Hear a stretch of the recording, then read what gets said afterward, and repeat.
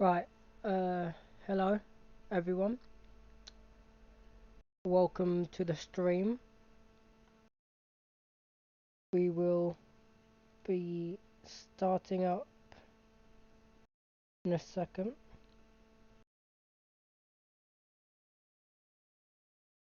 from our save file.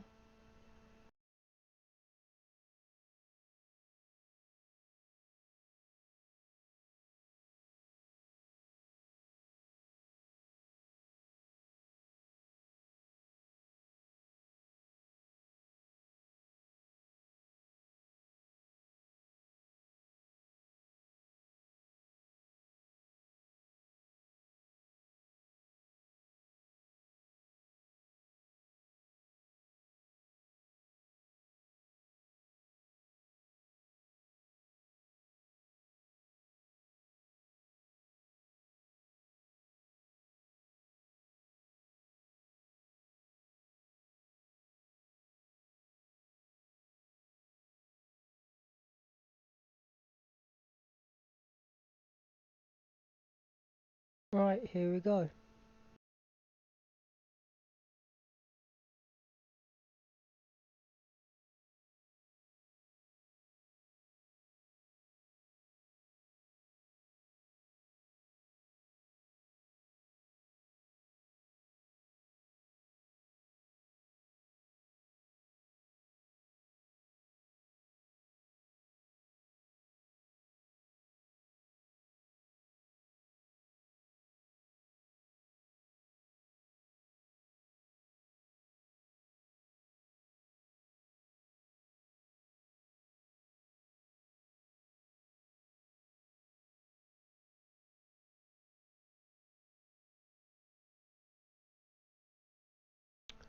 Oh, hello Beckett.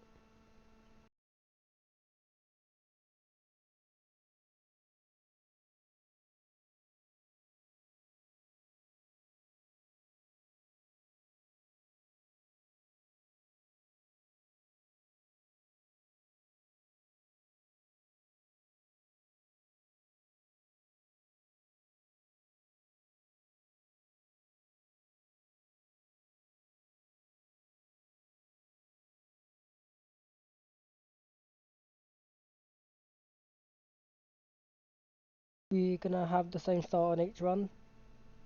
We have list of encounters here that we'll be picking up along the way. All sort of planned out.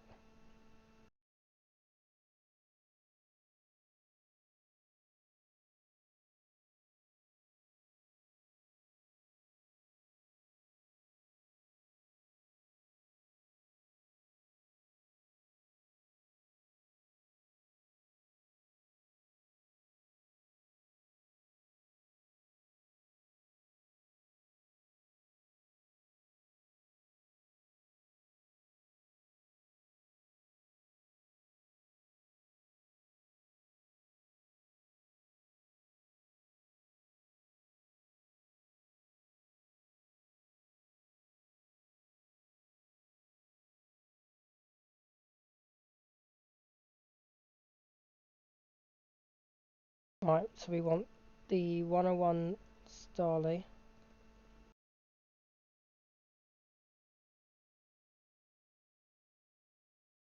We're gonna want a Growlithe from in here.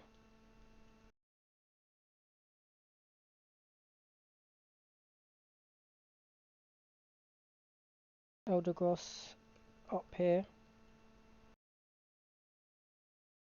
And also going to be an amazing encounter throughout this run thanks to its ability Cotton Down, meaning every time it gets hit by a move, the enemy Pokemon gets slowed down uh, by -1.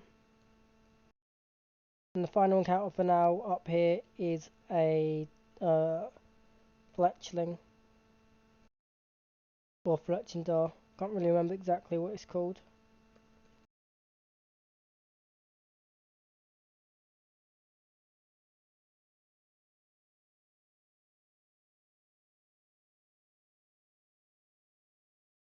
Here we are.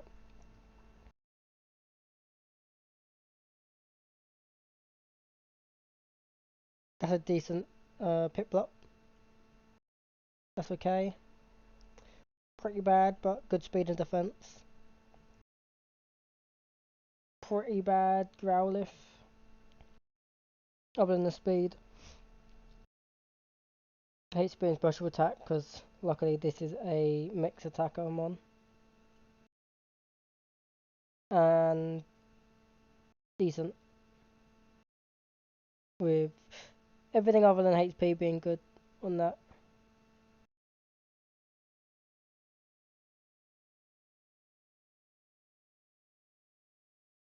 I'm now taking a level everyone up to level 12, which is the cap.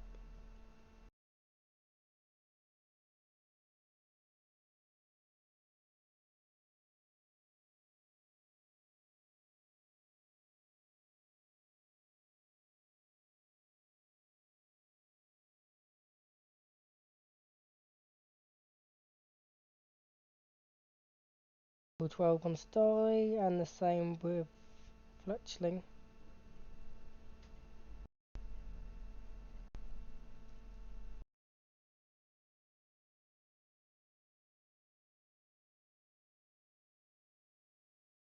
Nice crit.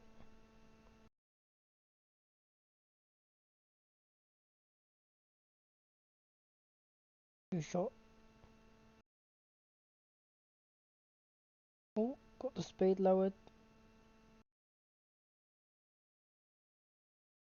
We'll go Growlithe here. For the -1. Flame Wheel. Could have stayed in with Piplup, but couldn't really be able to deal with confusion. Pluck.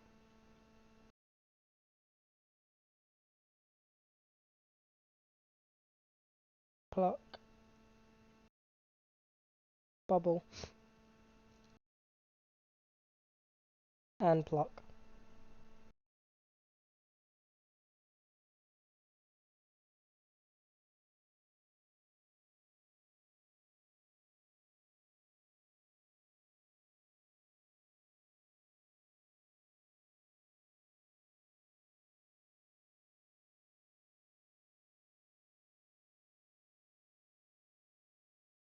Here we're going to put an Oran Berry on everyone for one of the upcoming fights.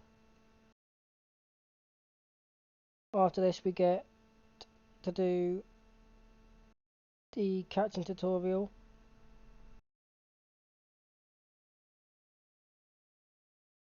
And one other fight.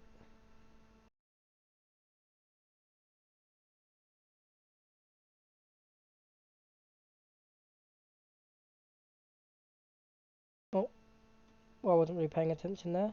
Oops. Pluck, flat Oran Berry, 4 HP. Two more plucks.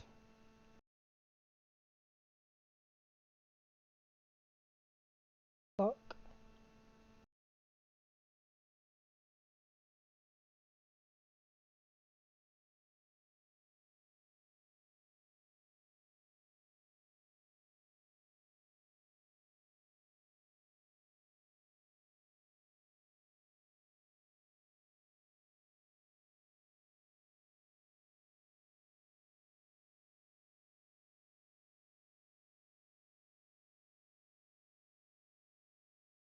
Just spam bubble here.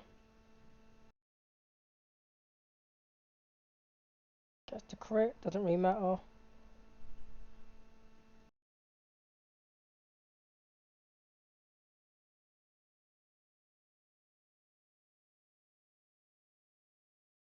Here we double into Growlithe. Flame Wheel. Takes the berry juice. Flame Wheel again. Nice. And spin it down.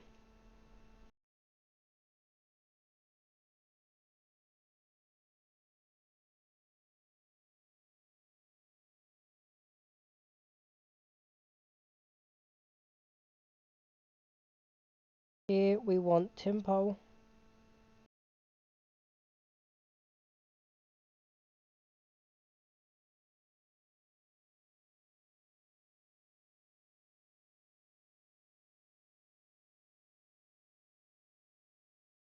Oh, hello, Barry.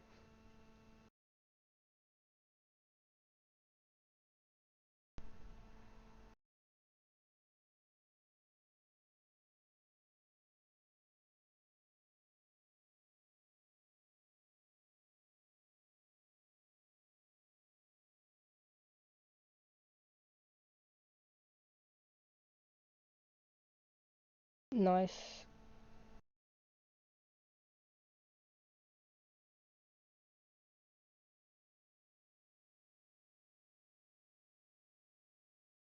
Yeah, I'm alright, Jazz. How about you?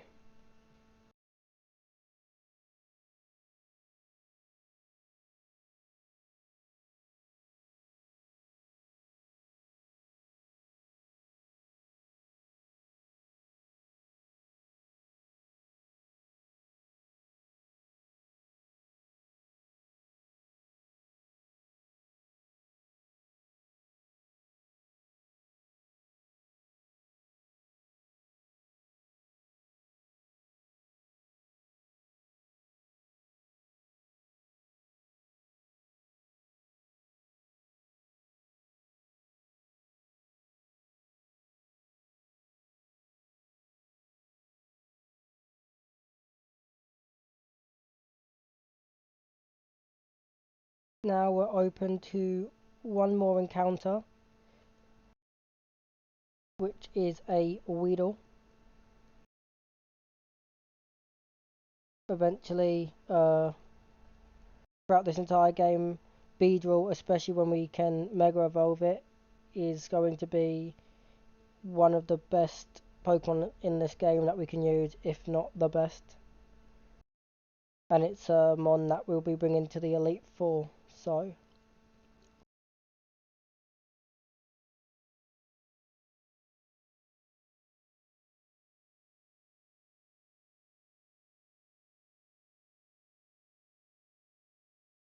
do that, do that.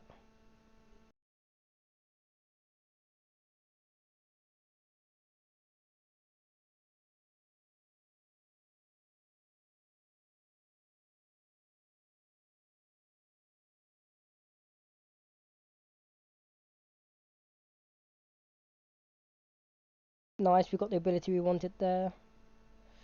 That's a okay Beedrill, and that's okay for Tempo.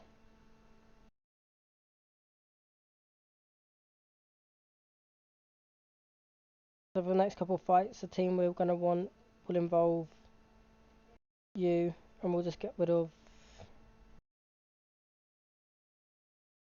you for now. Actually, yeah, we get rid of you for now.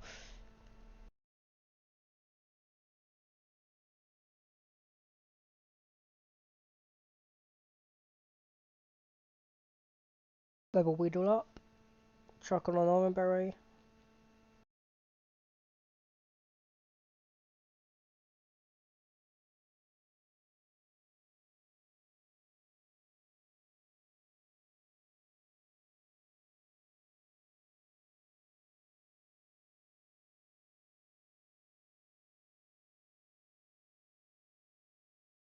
and then here we want to maximise the IVs of Beedrill and the starter, as both of them will get utilised quite a bit throughout the run. The only difference being Beedrill is going to get used all the way till the Elite Four, whereas the starter will probably only get used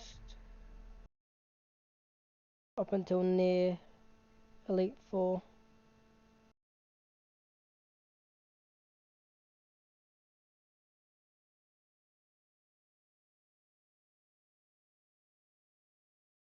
Maximise IVs.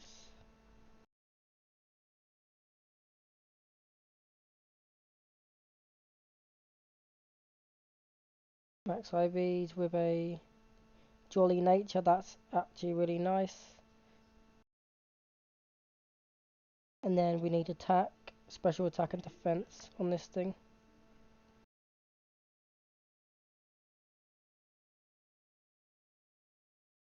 attack,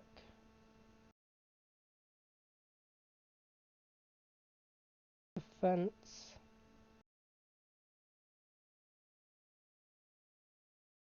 and special attack.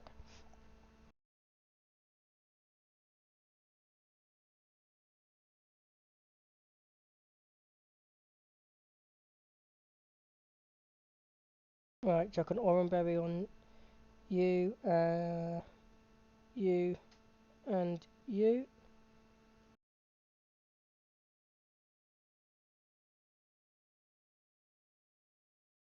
And off we go. And Krabby will go for Magical Leaf. Okay, flinch. That's not good. Nice. He got the crit, unfortunately, which now just shouldn't matter because he got Quadjets from where we're fast and see kill. This one here wants to go for Sonic Boom. Oh, he went for Acrobatics this time. Usually it's Sonic Boom. But we can't lose. Look at it, set 20 damage. This is random move. And we just switch into Starly.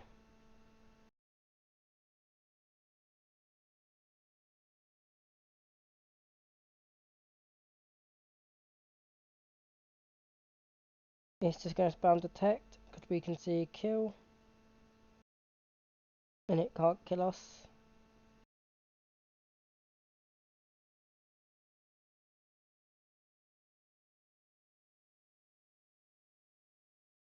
Move items, take that orange berry, give it to you.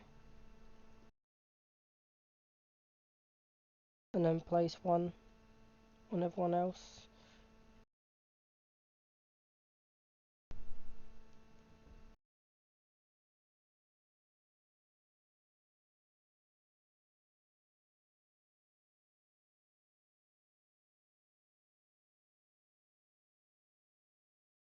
Go for growl. Growl.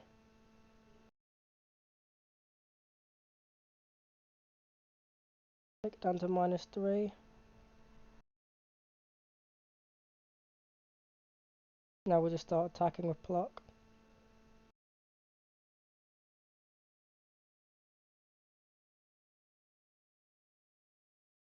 You can sometimes miss and there's a chance for him to para.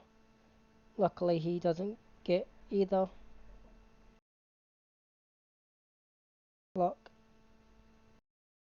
Pluck. Now double into Gossifleur.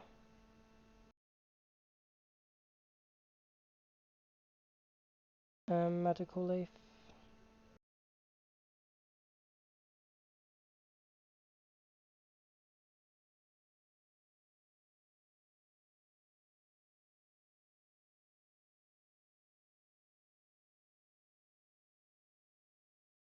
Chuck an orange berry back on you. That should be everyone with an orange.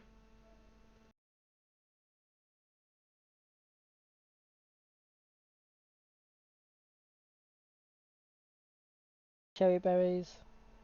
Chesto. And orange. Now we want to put you on you, you, you, and you. We also want to lead you.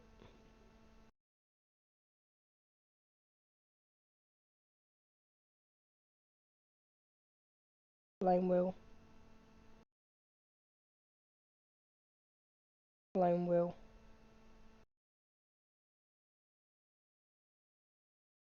Come on, Growlithe it.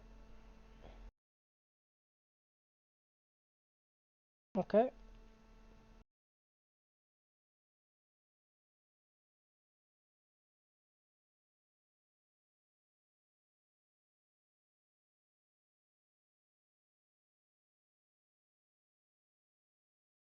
Right, here we go into Beedrill. Poison Sting. get the poison. Oh, nice crit.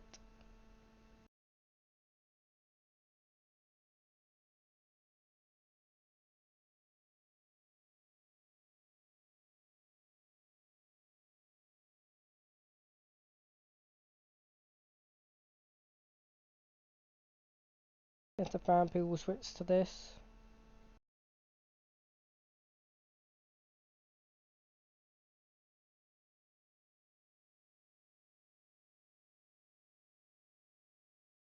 And nice.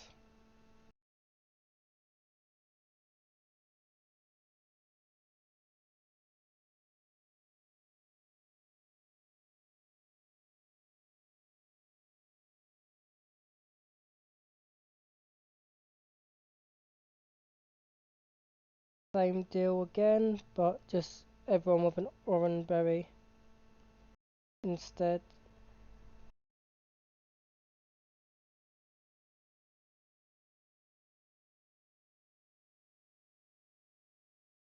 This is going to be the first boss fight of the game. It's a fairly easy boss fight with the encounters that I have.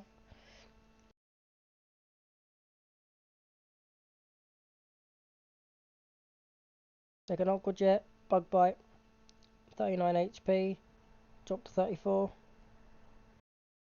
On Krogunk we go Piplup. On the Fake Out, hits me with Rock Smash. We use Pluck, eat its Salic Berry. Should now outspeed it and KO. And here we go back to Beedrill on Bullet Seed. 3 damage and Bug Bite to full HP.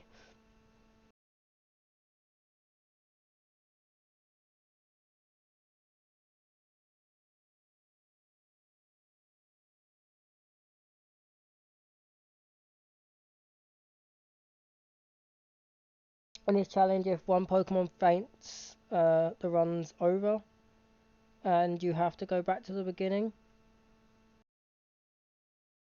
So, which poison doesn't really matter outside of battle, because you can only go down to 1 HP. Like an Orange Berry on you. Level everyone up now.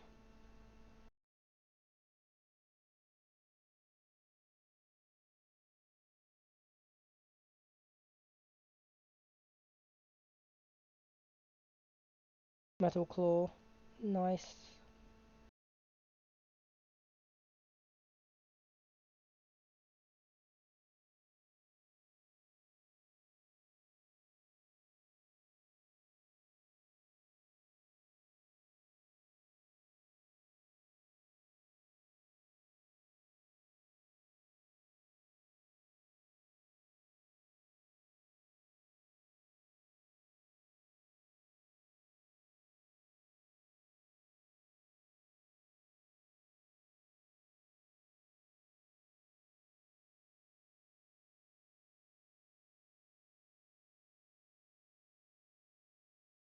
Fire Fang.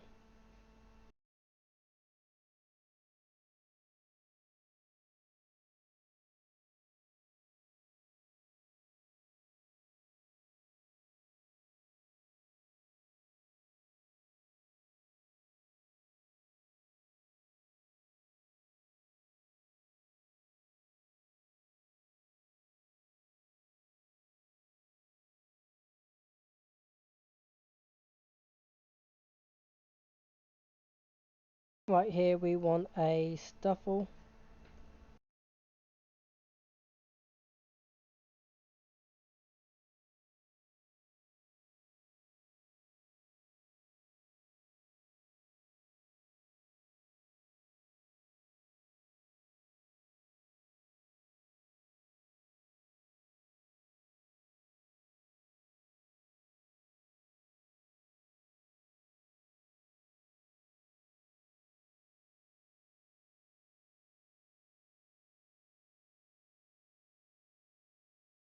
Come on.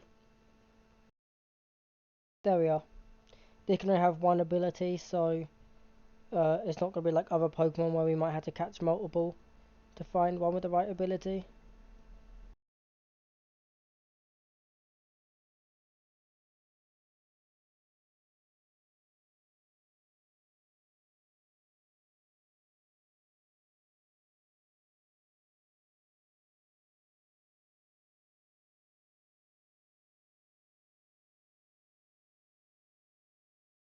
Horsey,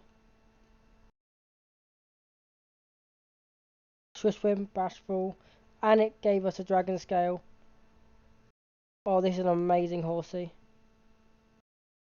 Because now we are free. Hold on.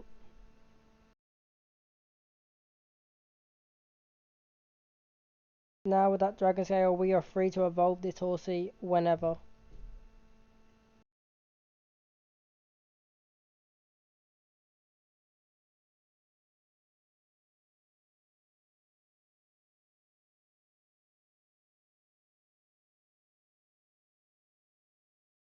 Put you two in the box.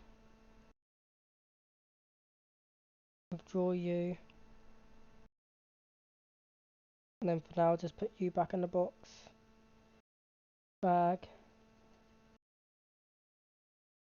We won't want to evolve Horsey till after we beat the second gym leader. Just because evolving it, unfortunately, no longer allows it to counter um, a Pokemon on that gym leader's team, which is Zygarde. So, unfortunately, we would need it to be a Seadra to do that.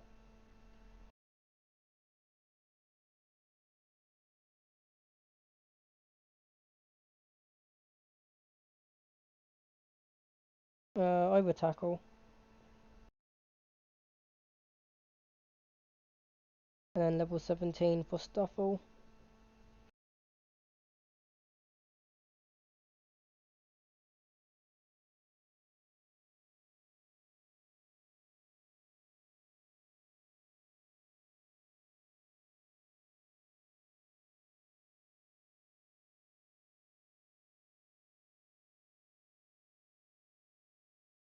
Bring you.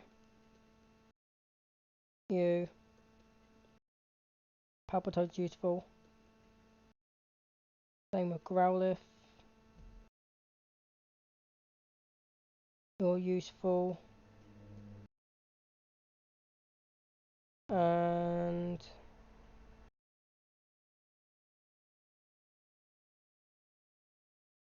you'll be useful here.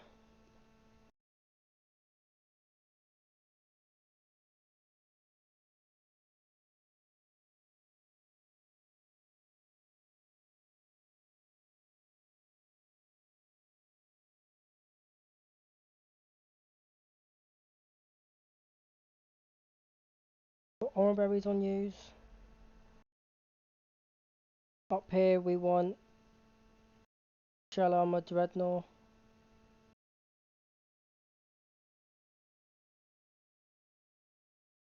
We'll just quickly check if that's Shell Armor.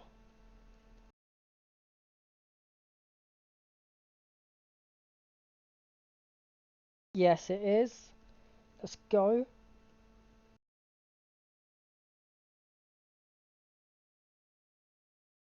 We now have to face the Starmie.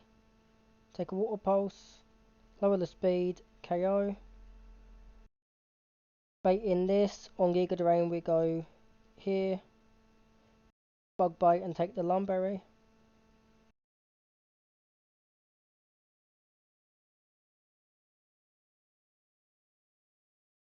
This has a peck. So we're going to want to go into this. They opted for Aqua Jet though. As I just do this.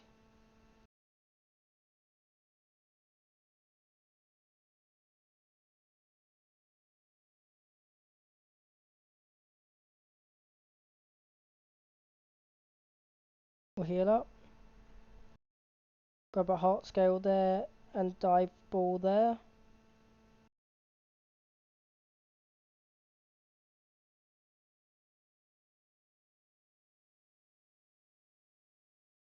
Oh, needed lead Piplup, doesn't matter, always go for Sticky Web here. Bubble Beam.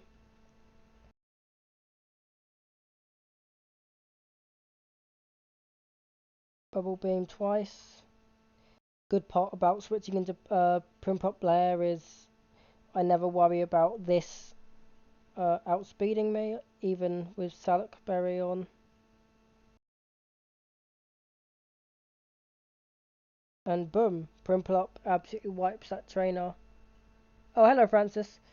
Um, who could be massively intimidating to deal with otherwise, because it has Belly Drum and I think like Body Slam or something.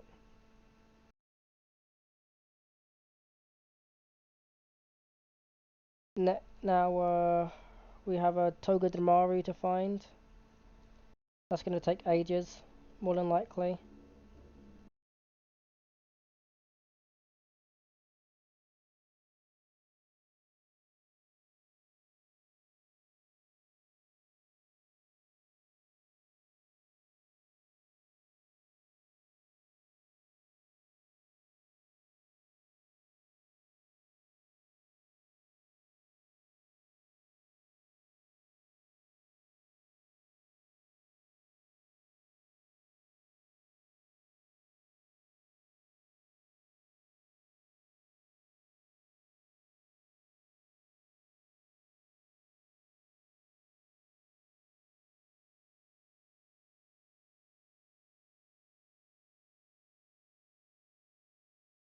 I think Togedemaru is like a 1% encounter or something, which is why it's so difficult.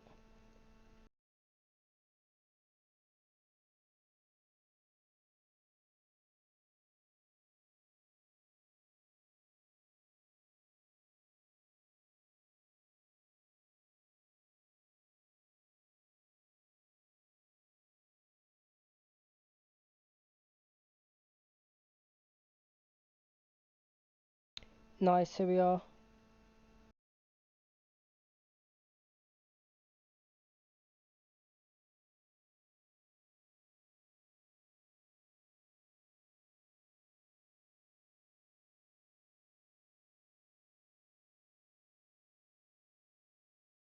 Togedemaru.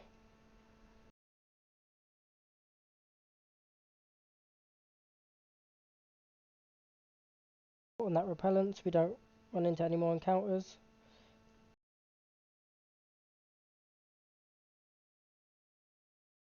Never melt ice.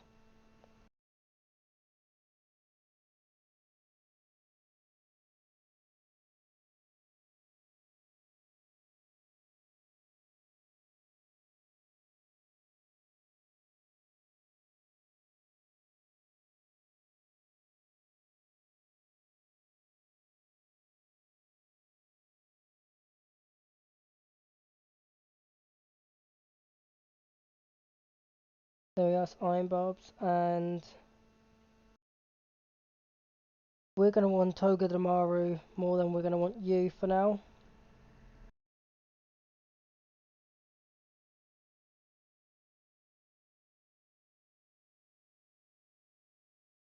Fake out over Tickle.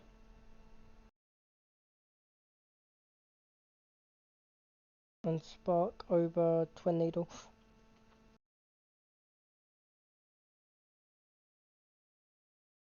What are your day 1 attack? No, day 1 HP, day 1 special attack. Okay. Well, as good as that may be, we're still going to just straight max out its IVs, as this is a mod that will be helpful throughout the entire run.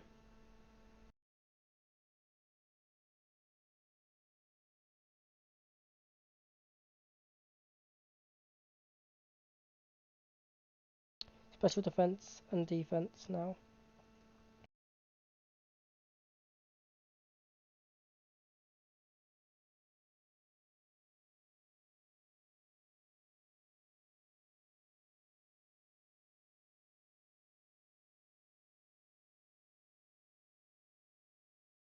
Move items, take that. off and give that to you.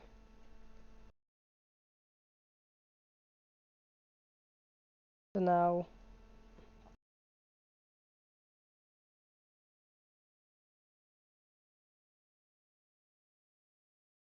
we're going to be on this trainer, which means we lead you.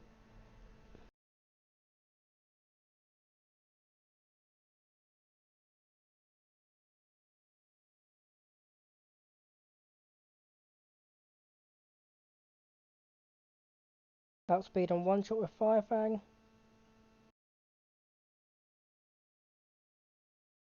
Elekid, we don't really care what you go for.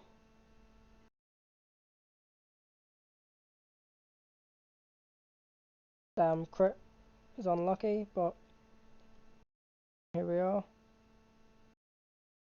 Brick Break, take the Oran Berry.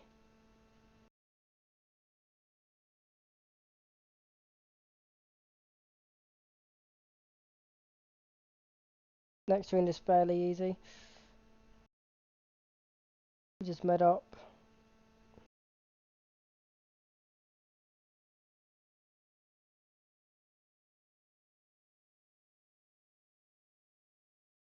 Take your Oran Berry and give it to you.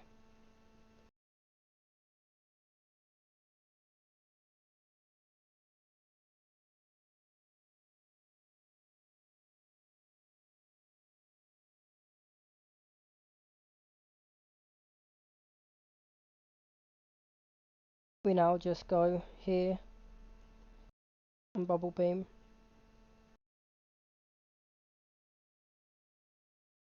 Herdia always wants to headbutt, so it takes Iron Barbs damage. We fake out it. Now he wants to Rock Smash, so we go to Beedrill. We will always use Headbutt against. So now let's go back into Togi. Taking very minimal damage. Back into Beedrill. Switch one more time into Togedemaru. And now Herdia is down.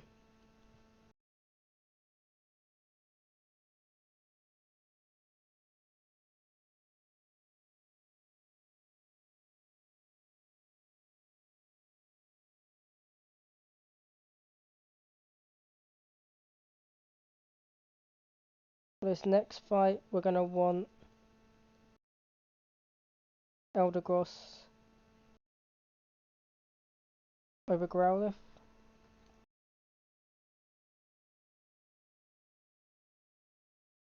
And then we'll take Surskit's item. Give it to Eldegoss.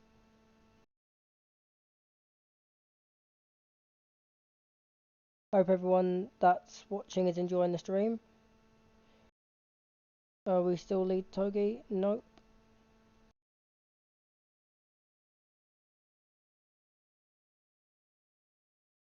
Bark. Pout. -1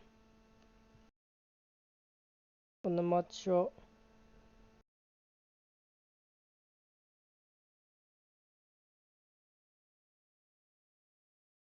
I think that this is going to be a sludge bomb. Well, now actually it might be good to go here and then here with -1, -2 goes down. Breezle comes out. This comes in.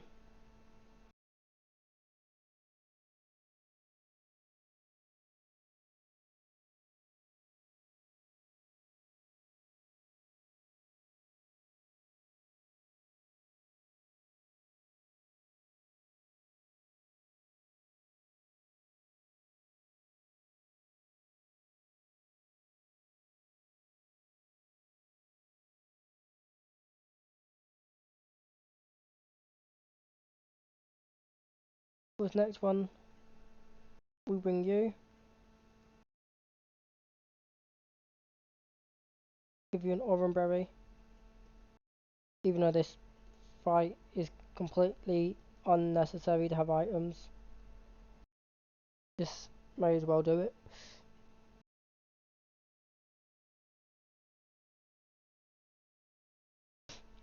I did literally just be spamming one move. A release.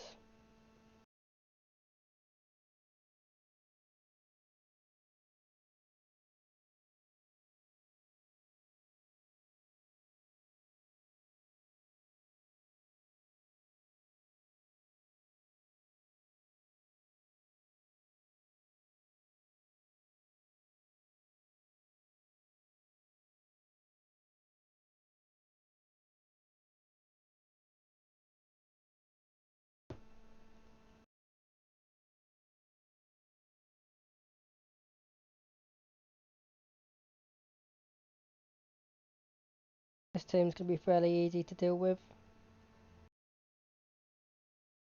Just go with a lead Togedemaru. Put an orange berry on everything.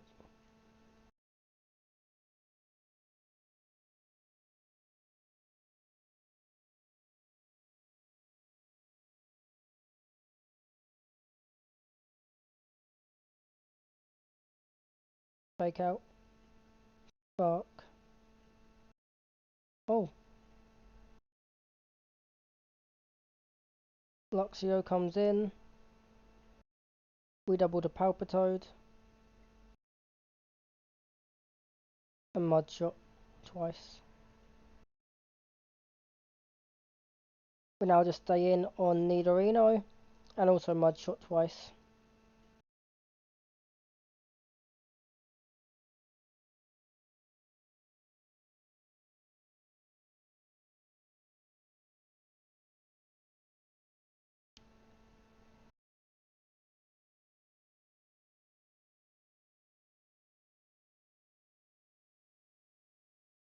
Next turn is going to be very similar, except lead with this.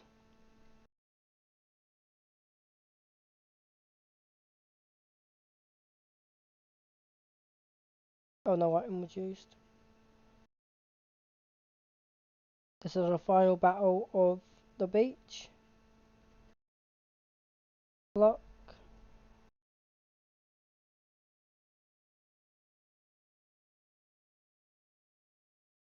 Fluffy wants a shockwave. Mudshot -1 speed, doesn't matter. He always goes for a fire punch here.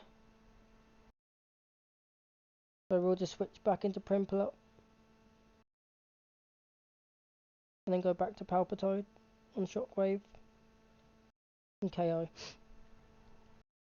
Here, Mudshot, -1 speed, doesn't matter.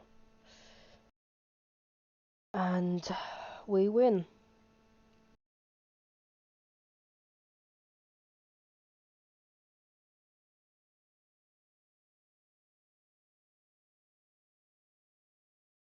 Go in here. Speak to you, get black glasses.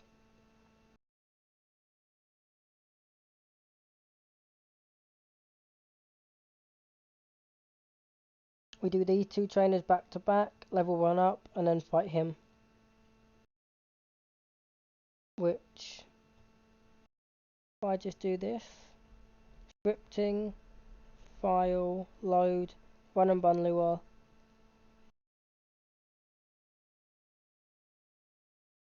Copy. Paste.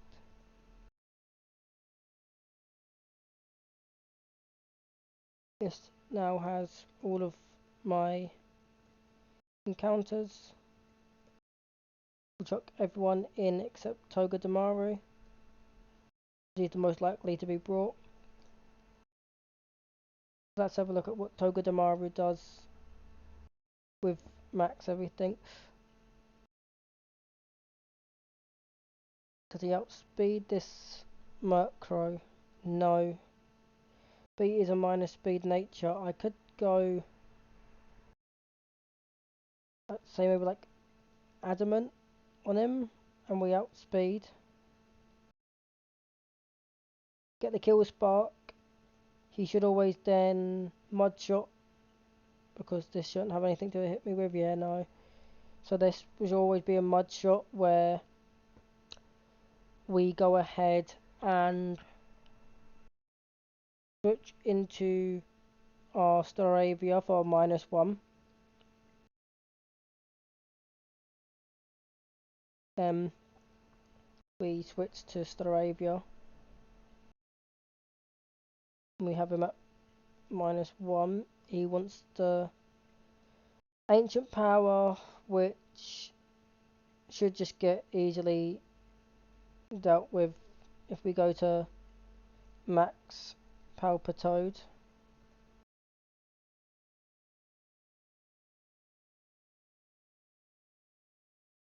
This Palpitoad with Modest on it. Just straight 2-shot, so we run Oranberry. So these three come in. And I'll take at most 24.2%, leaving me on 75.6. As he switches into this, which just gets 2-shot with us taking like an extra 28, putting us on 76. So if we've just took 24.2, 76 minus 28 is going to be the 48. So just under 50% HP roughly. Into the next fight, lead Togedemaru. We go. If we're going with the Adamant set, we do less damage than our Modest. Oh wait, I didn't click Togedemaru. That's why. And if we've got Adamant on this Togedemaru, Fake Out into Spark KOs, baiting out this or this. I'm assuming it's going to bait out the Frillish because it does more damage though, which just means we Spark, and if it comes into this we go for Para and switch out into like, what does Growlithe do here? Can he just like straight KO in 2-shot? And then he should always bait a Water Pulse for us to switch back into Togi and just straight win with Spark.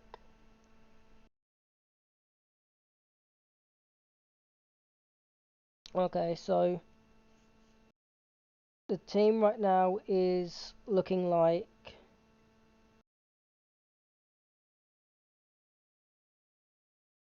this. So for backup, I'll just chuck in you because you can't get poisoned, and you. Chuck Oranberry on everyone except Growlithe, who needs Peckerberry in case of poison at any point.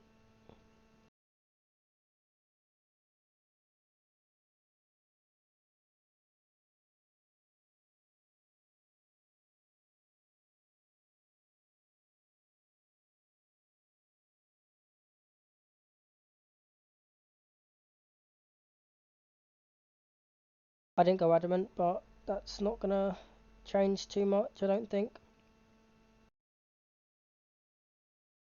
Oh wait, and I didn't max out thingy.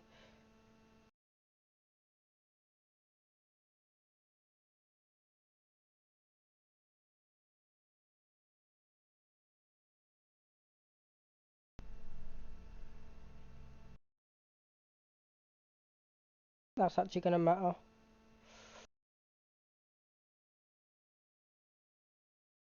Not much though. Oh, nice.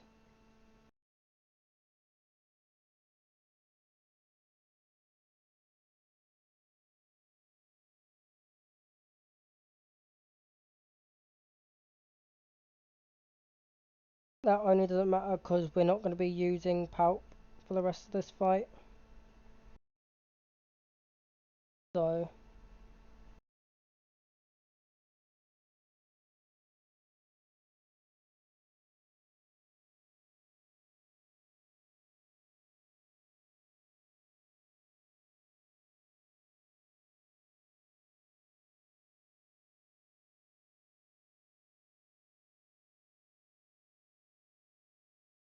Nuzzle.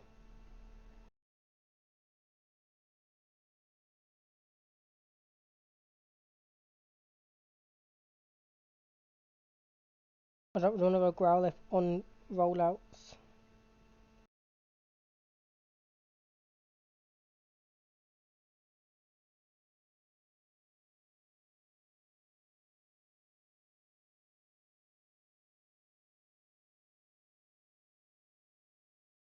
So, on this Shockwave, I'm going to go here. Baiting out. Let's see, this Togedemaru should take how much from Frillish non-crit Water Pulse. Okay, and we outspeed KO, and then it's doing how much to Growlithe? Yeah, no, so this is always switching here. And KO, just don't get crit. Done. Wouldn't even properly EV'd on one of the mons we needed it to, slash change the ability, but still works out.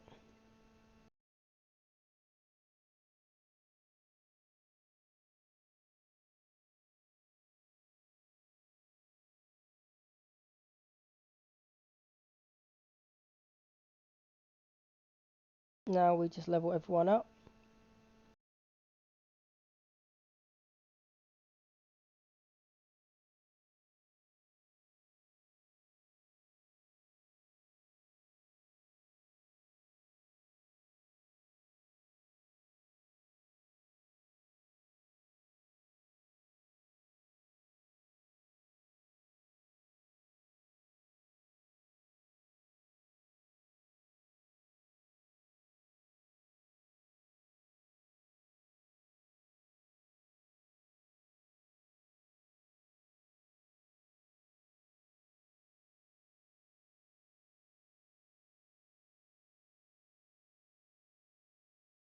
Withdraw these.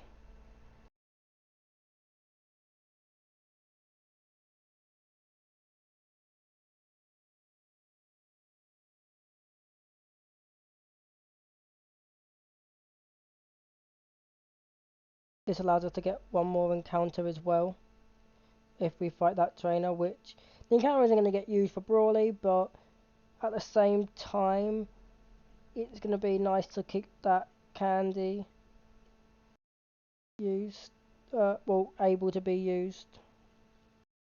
You get a rare candy. So basically the way this game works with them rare candies that I'm about to pick up is you have endless rare candies which you can use to infinitely level up your Pokemon to the current level cap.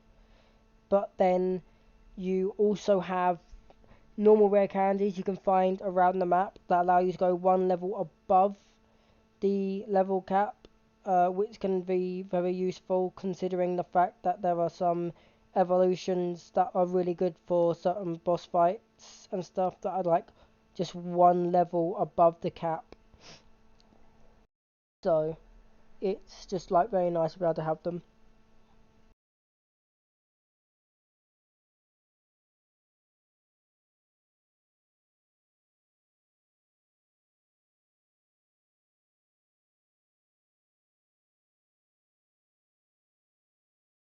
Right.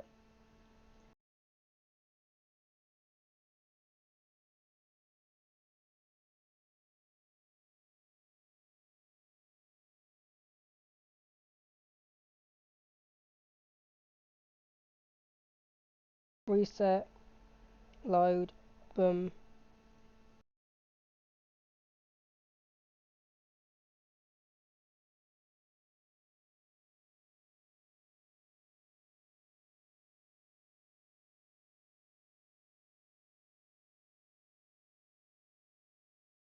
So like lead this, we don't want an item because it's going to use,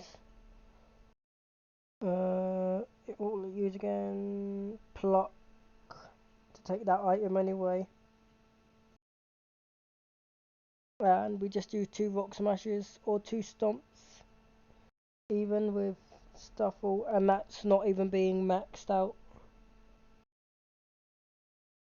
So yeah, we bring Stuffle here for the lead, which I know that out next is going to be a Ponyta that just loses to this because or it's always going to bait out this Ponyta with Play Rough, which I will then bait out either Electric,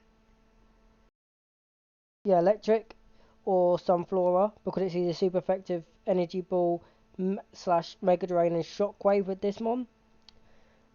Which it's as simple as if it's Sunflora we go Beedrill, and if it's Electric, I can go. I'm trying to think like what the best play for Electric is.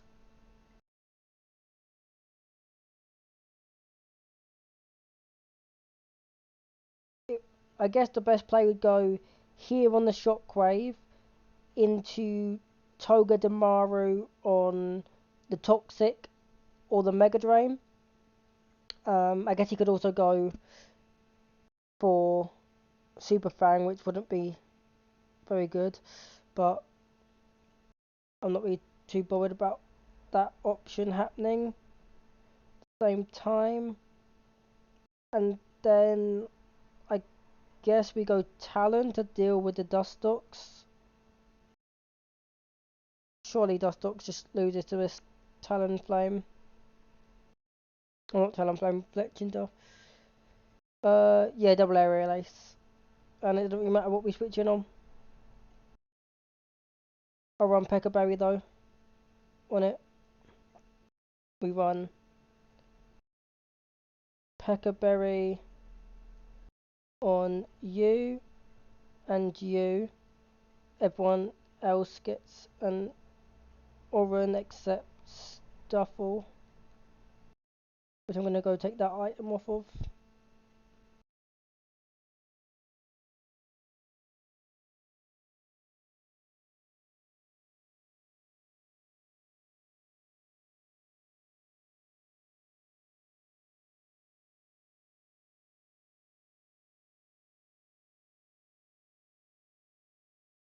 Rock Smash, Rock Smash, Ponyta, go Primplup. He just sort of tanks whatever this thing wants to go for. Sunflora, go Beedrill on Energy Ball, and one shot with Bug Bite. Electric. What is, I, to be fair, I could make this slightly easier on whatever has to come in to fight, possibly, with this Beedrill.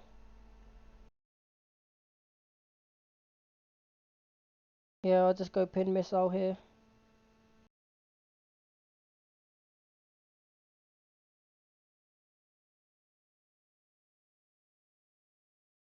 Boom, Beedrill just deals with that.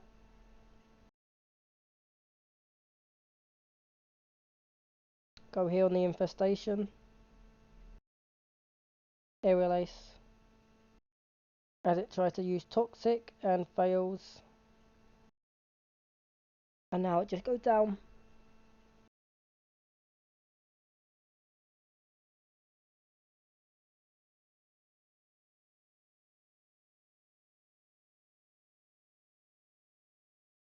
And now we just try to get our encounter,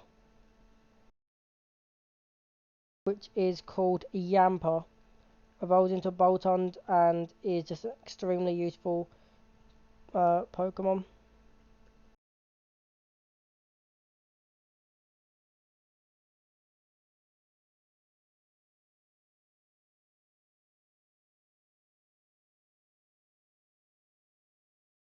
Although it is going to be difficult to find because of the pure fact that it's the encounter you want.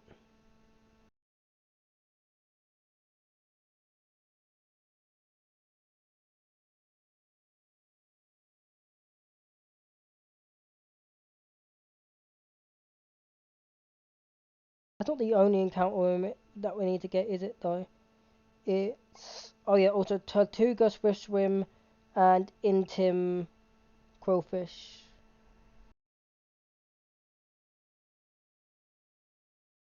So we can find Quillfish here via fishing.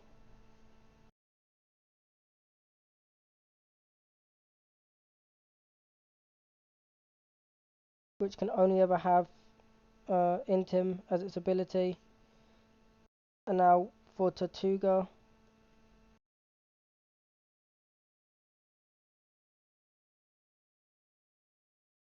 There's a few abilities it can have, so we're going to have to hope that it was Swift Swim. Or we're going out there to get more.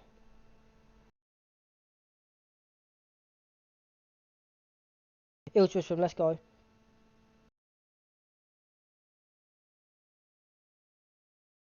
Let's start just depositing everyone except Fletchinder. We'll go down to Dewford, where we now just pick up a few items. Or at least one item, which is that silk scarf.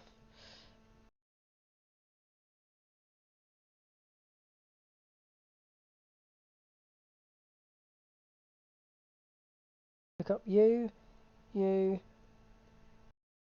and you.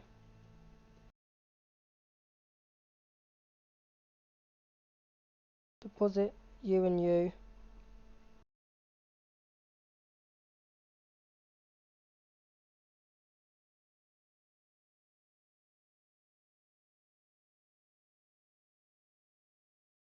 Now I'll just level yous up to the cap. Quillfish is a Pokemon that stats are going to get maxed out anyway, because it always is on the team. Yamper's something you can use on the team. It's good to take out Brawly's Kubfu and Poliwrath, but we don't need it for that because we have something that is sort of better in a way.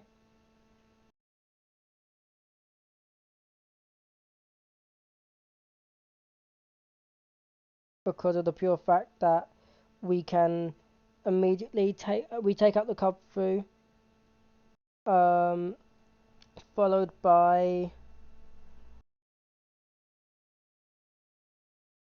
using Aqua Jet to waste the eject button of Brawly's Lopunny, and then from there what we do is we just chain uh, a series of events that allows Palpitoad here to take out the double kick.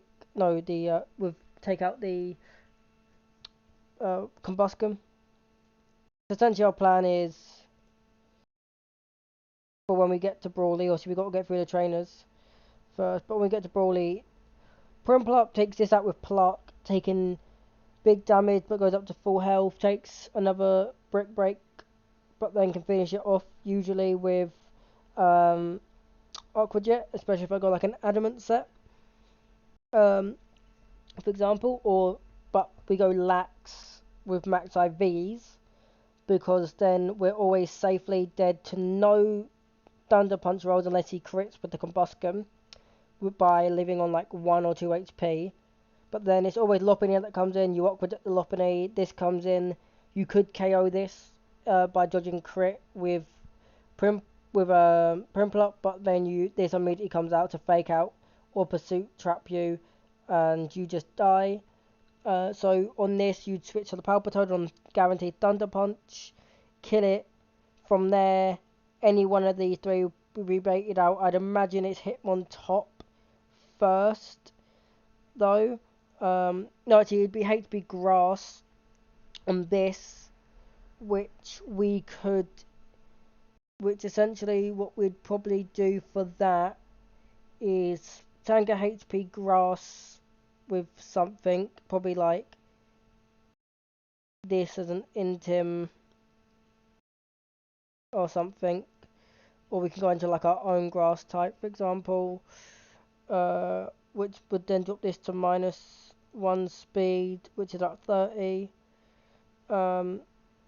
This can safely get taken out, possibly by Togi, but that means which it would come in on like an Ice Beam, which is actually kind of good, although at that point, I don't think Togi actually outspeeds at 21 now that I think about it.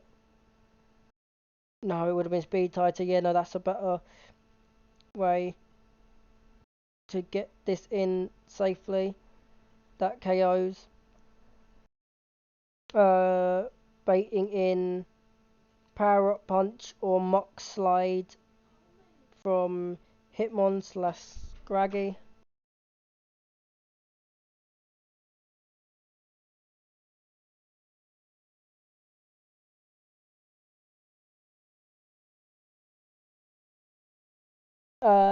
Which from there we sort of just have game plans, I guess, that we make up.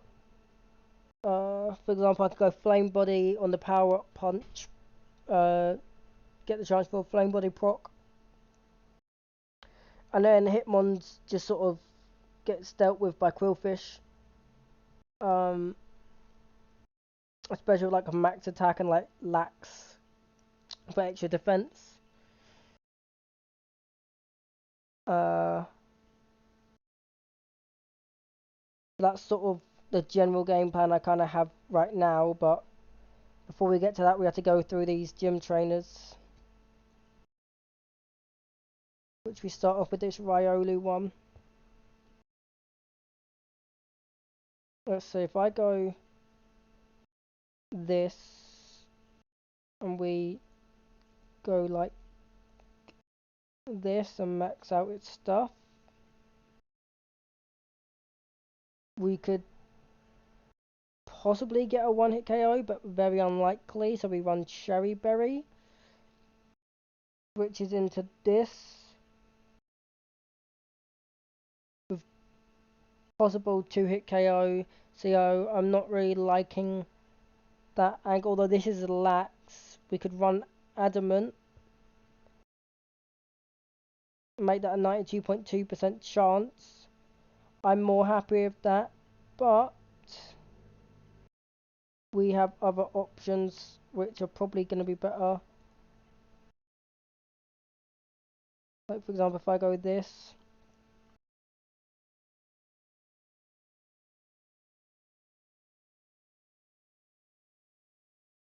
we go this. Against this, we have a higher chance to one hit, and this is going to be intimidated, which does that change anything? Should do.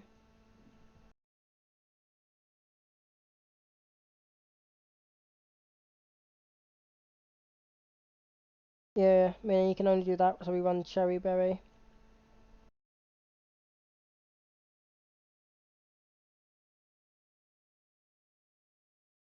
To then switch into this, which is an almost guaranteed 2-hit KO. And then this is guaranteed KO.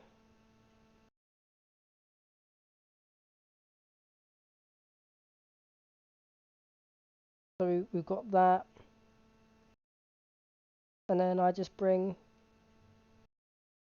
you for backup.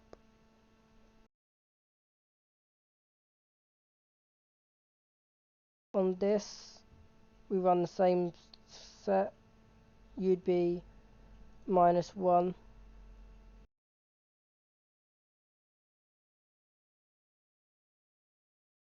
We'd go for that chance to one hit KO. Run. I want to run item, but I thought no item is better because we're not chance. We don't have it go for knockoff. Although there will be some overlapping roles with that and dual wing beat. But it's probably safer to go no item. And then Heracross should be outsped. No, it's not, but he also shouldn't be able to KO me. So,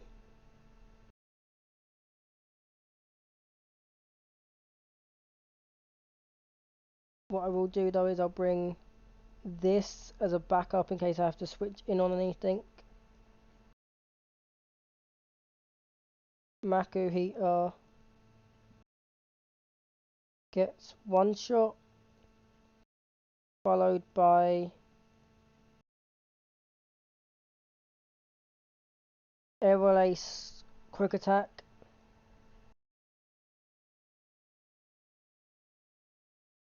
followed by this, which probably just gets one shot anyway.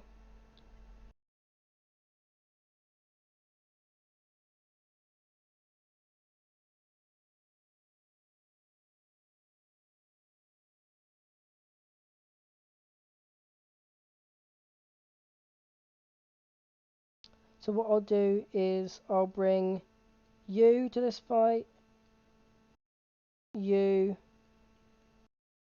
and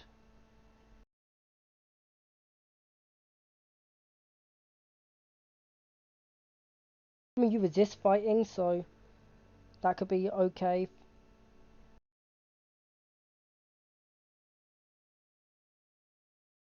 Move items, bag, bag.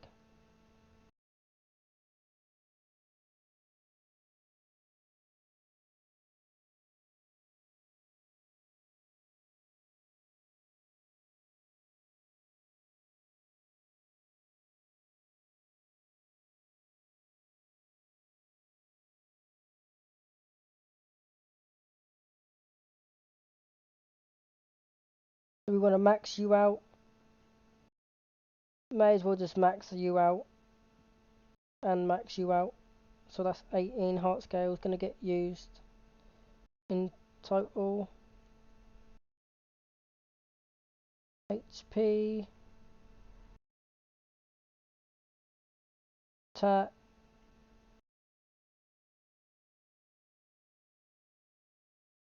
defense, speed,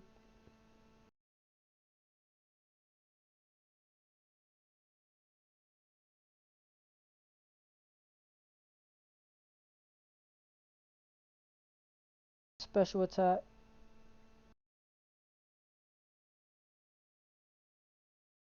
and Spadef. Maximize HP,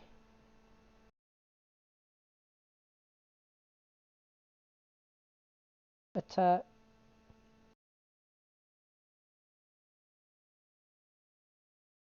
defense,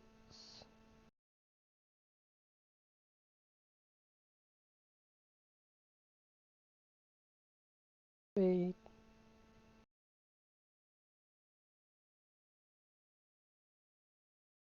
special attack,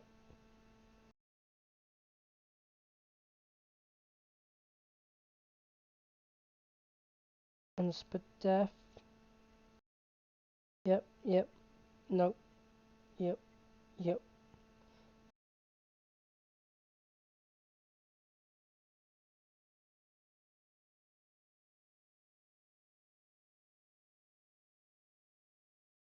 HP,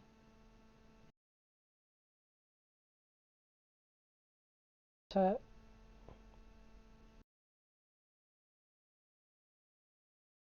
defense,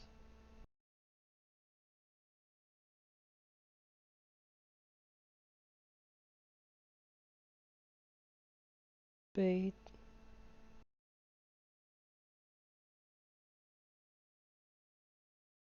Special attack.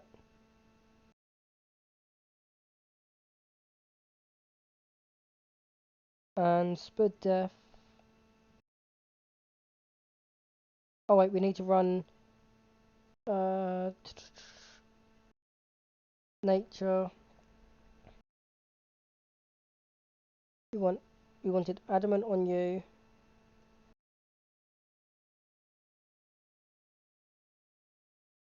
Adamant on you. We always want you to be lax. I want to say Jolly's fine on you for now.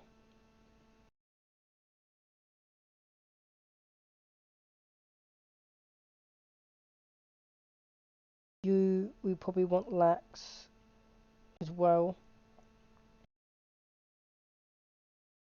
And you, the ability shouldn't matter too much for now. So lax on 2 more people. Okay, we go over here, just grab some more scales.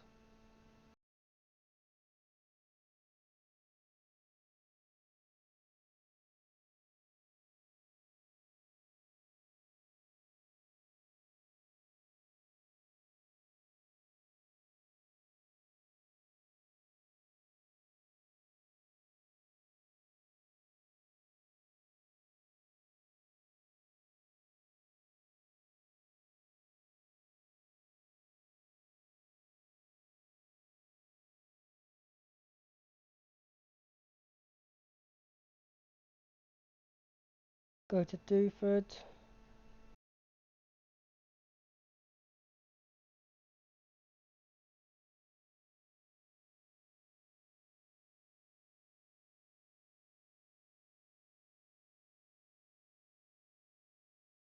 Go lax on you two.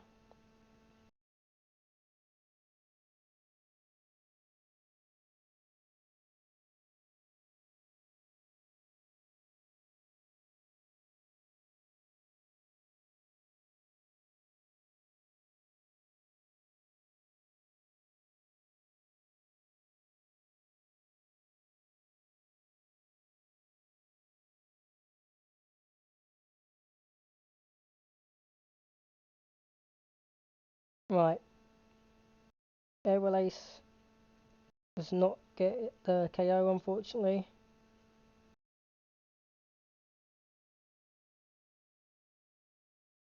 Okay.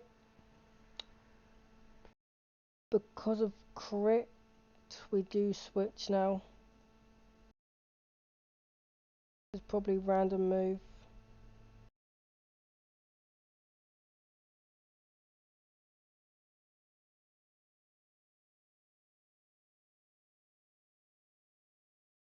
We done probably about 52-ish%.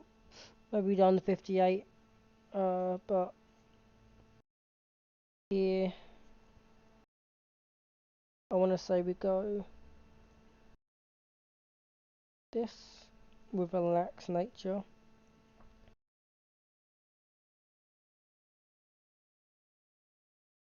Yeah, because we can just double beam and awkward jet.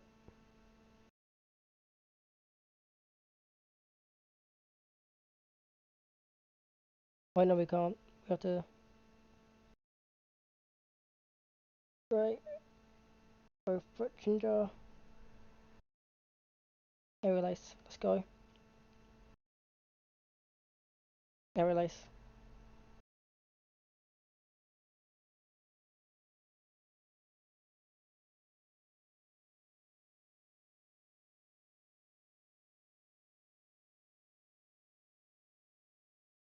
Same lead.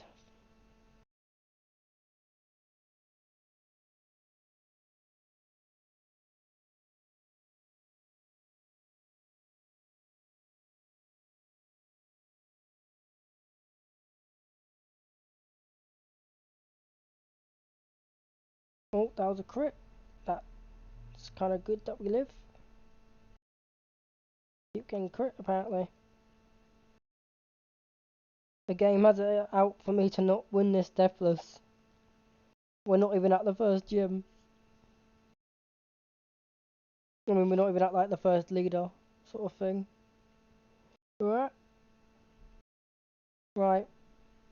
So here I'm just gonna click growl because of that, and then Aerolace.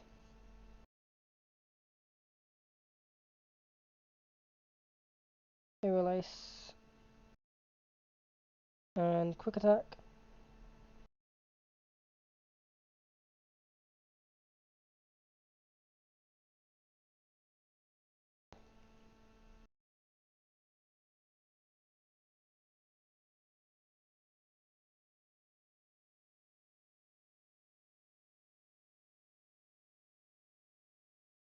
It's a 62.5% chance to one shot, which is the thing we already know, but we know it's gonna go for Ice Punch or Thunder Punch because they're both the same roll. Meaning, if he crits here, we go down, so what I am going to do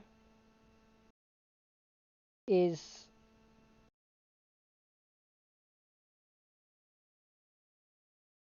I feel like the best thing to do here is double into. How does Beedrill take? Yeah, Beedrill would be a great one to take either one of these. Or it opted for that. Right, but we get to pluck twice now for a safe KO. Rather than risking crit on the Thunder Punch, which it could have rolled.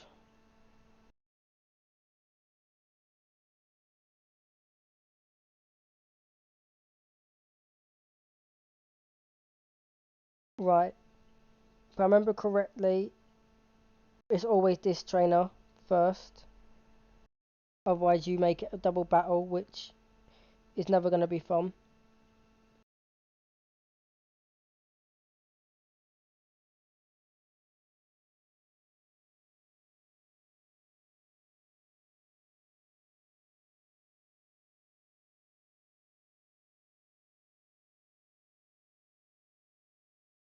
Right, so we just run Oranberry here.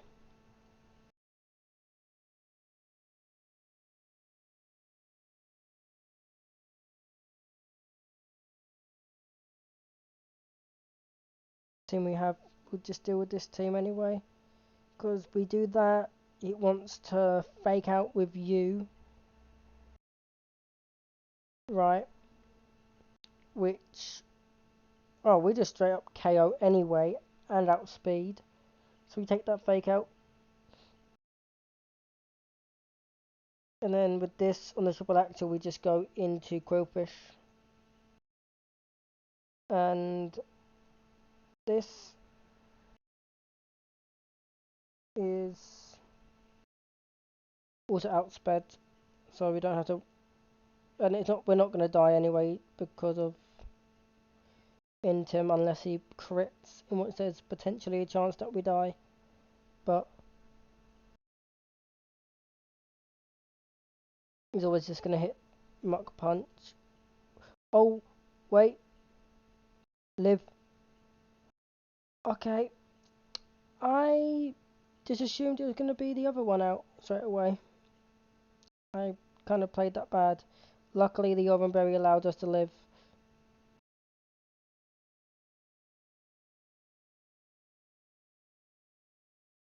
And I'm just going to go for double revenge, as it's the safest play.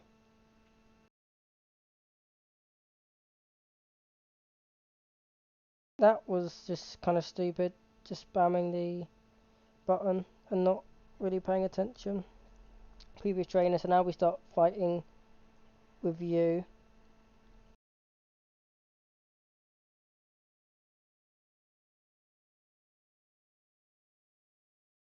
Right, I'm going to go here, then on the fake out, I'm going to lead with this, And then on the fake out, what we're going to do is we're going to go to Qwilfish, so that this thing is at -2.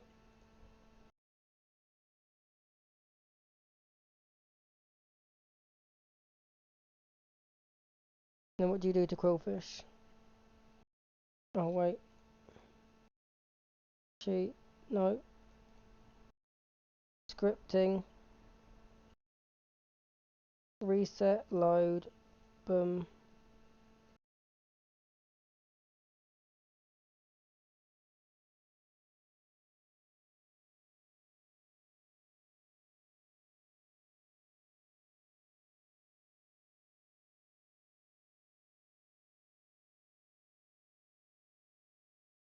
Cover monitor, you're literally doing nothing and only ever splitting between rock throw and brick break, which have overlapping roles, and we're safe to go for where we outspeed to Poison Fangs.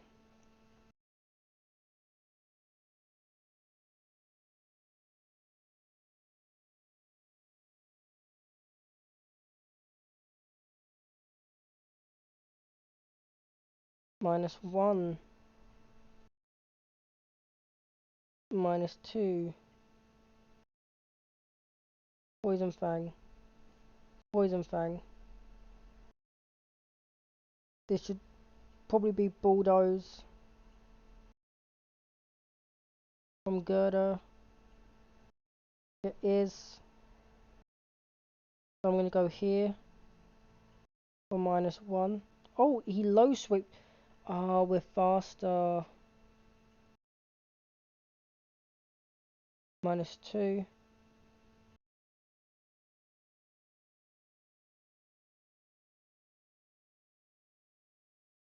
I'm still faster, so we could get off a revenge here. Gets critical hit, Bulldoze though.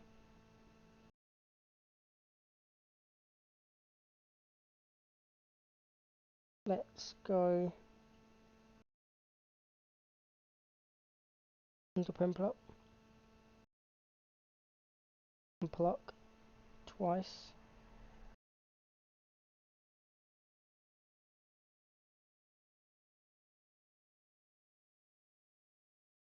This to Prinpluck.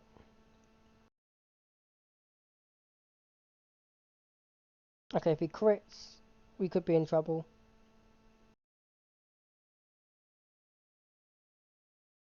I'm gonna go Eldegoss.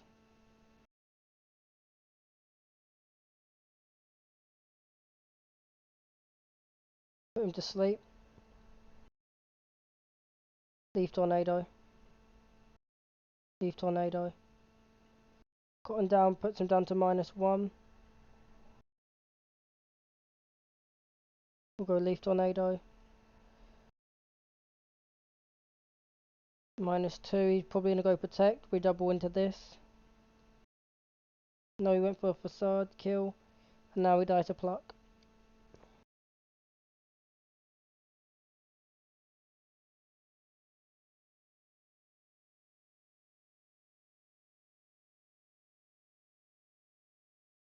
Right, this is the last trainer before Brawly.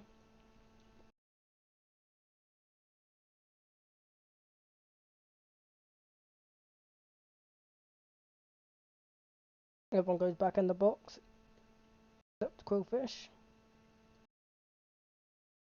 So we could probably do something with Stuffle here. Just do this to all of its stats.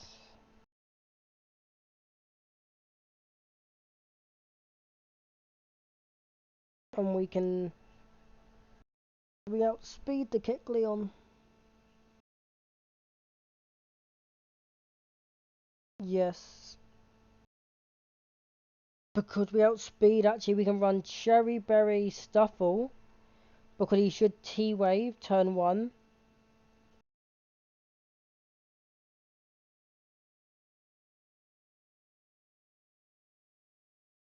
Allowing us to outspeed the next turn and KO.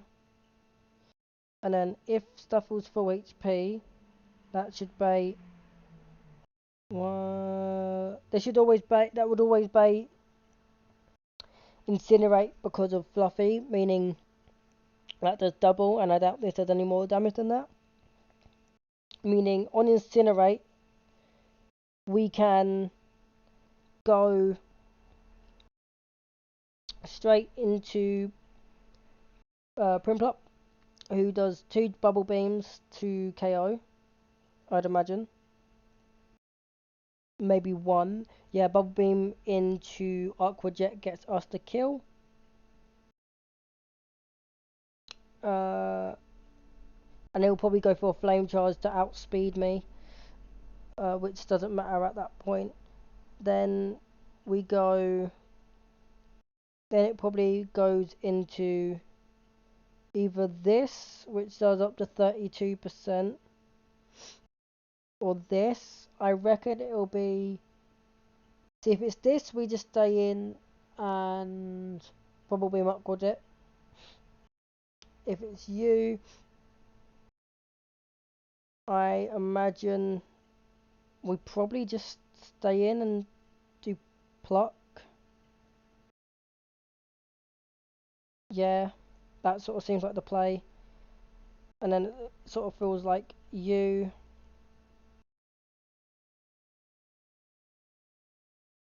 you, you, and you to back up this team.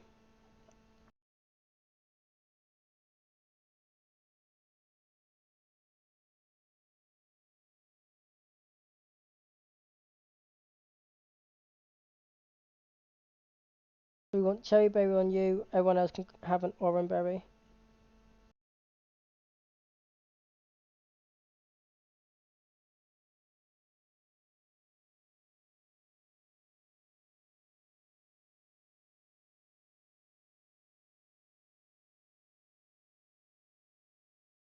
Mm. Oh yeah, we want to max your stats out.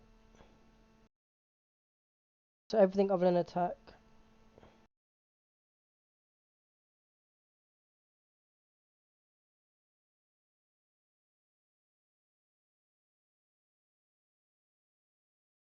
HP.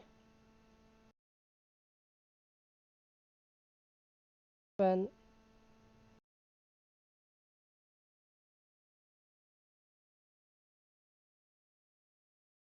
Speed.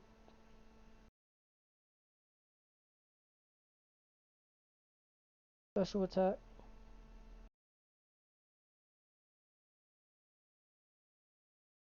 And Spadef.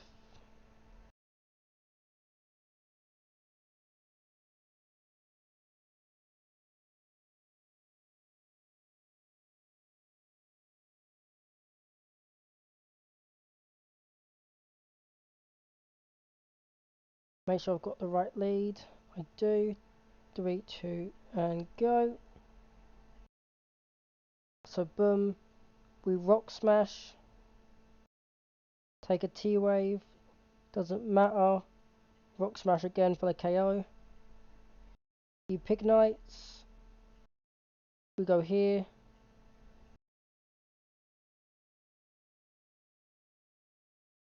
Boom.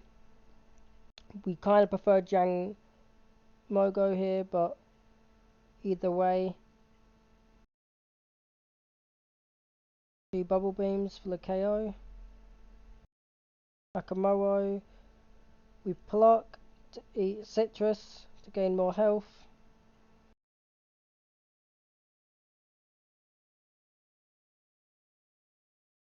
Double into here, make it -1. If it wants a Dragon Tail, we go here.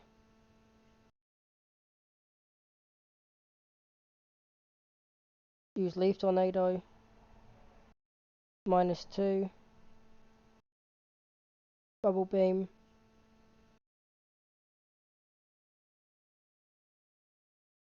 And there we are. Easy as.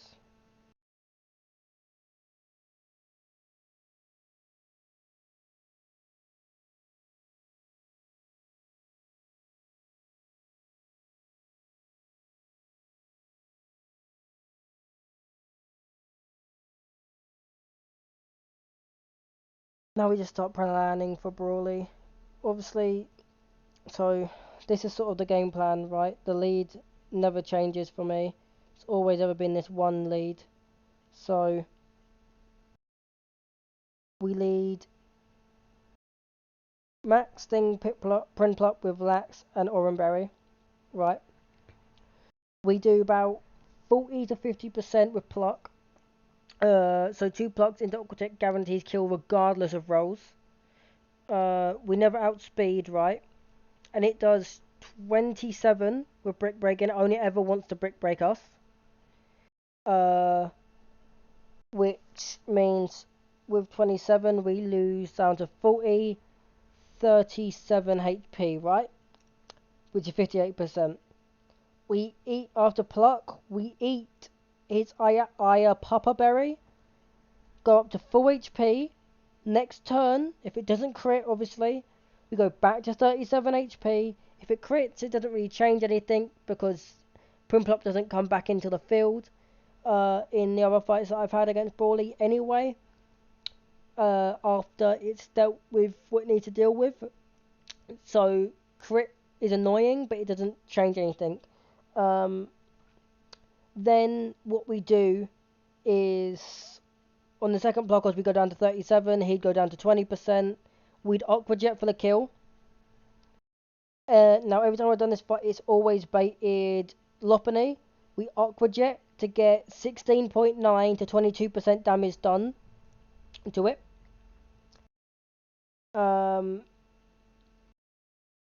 And the reason, also, if anyone's wondering why I'm saying with this it does 27 when it can do from 22 to 27, is I assume that it does max roll damage with every hit.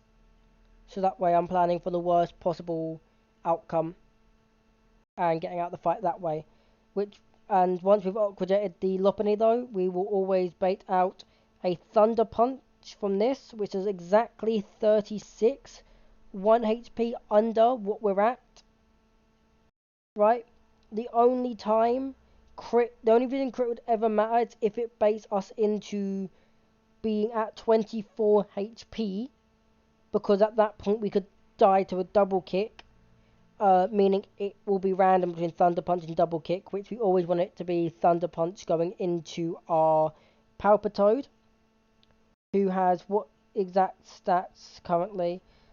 With these stats it works, but you want to go for stats like this, and you don't need, you're never one-shotting anyway, so you go Lax to make sure you take the most minimal amount of damage, and you'd run an Oranberry.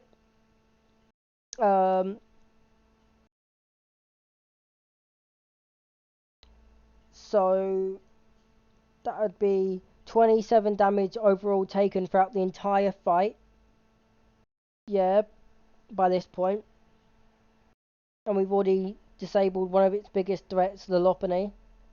So from there, we go into this. We hit 2 mud shots. We live even if it crits, right? There's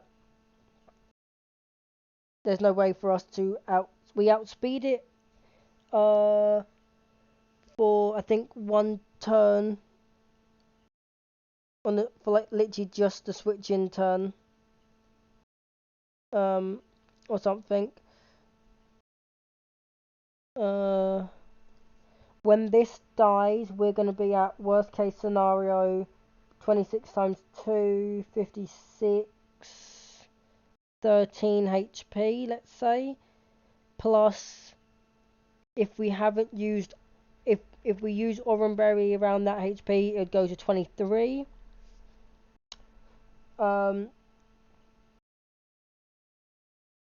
Which should then at 23 never bait Pursuit kill, unless we switch out, but it shouldn't see, I'm pretty sure AI does not calc switching out damage, so therefore you're fine. But it should always be HP Grass, here, which realistically we could always, on this, if it's HP Grass, Hard Wits Togedemaru. But the reason we don't do that is obviously because we would only ever speed tie, so we HP Grass tank with Eldegoss into this, which can take out that. And we don't want Togedemaru to use after that point because it can also help out massively against the Lopunny. We bring this to deal with the Hitmontop, and the Lopunny, and the thing is, the Lopunny can be, the Scraggy can probably get dealt with by going into, so let's say, because on Togedemaru, what damage does it see? Okay, it could see kill, so we just go Muck Punch. On Muck Punch, we just go hard into the -1 Quillfish anyway. After we kill Quillfish, this should come out. Essentially, the only thing we need anything for now would be to take on this, because Lopunny would just get dealt with via Togedemaru and like Quillfish pivots. And Beedrill here actually with like pin missiles and plucks could be okay, but no, we died to 2 Rock Tombs. Non-crit. So instead, what we'll end up doing is bringing in. Can Growlithe outspeed actually if it comes? Yes, it can, and cover is actually a good move to have here. We maxed all that out and we went Adamant. We guarantee 2-shot, meaning Growlithe count as long as we have Oran Berry and can come in on. I want to say it has to be Feint Attack, because if we're gonna put this down to minus. Oh wait, no, on the switch one could be -1. So even if it's Power Up Punch, it doesn't really do much to the fact that we 2-shot without crit happening. So yeah, this is our team. For the highest possible chances of anything, we obviously go max stats on everyone, which you have max, you don't, you don't, you do, you do, you don't. We want Adamant,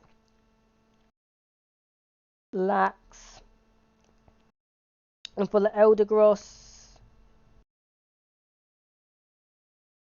we'll probably, because this is probably going to just mainly be helping out against Scraggy if need be and stuff, it may be good for us to go maybe like a modest set, because it's not like we'd take too much damage from Scraggy regardless.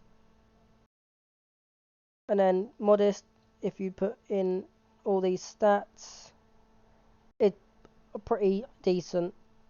Especially considering we're going for Leaf Tornado, which is a move that can lower the accuracy of a Pokemon and its moves. Meaning we could actually get Scraggy to potentially miss. And also it also just means regardless, Scraggy fails to ever outspeed anything on my team, which it already can't with its base speed. Which again, that now means Scraggy is never a problem. maximize. Ghost per death. Double check. Everything's max. Yep. Now we change you to lax.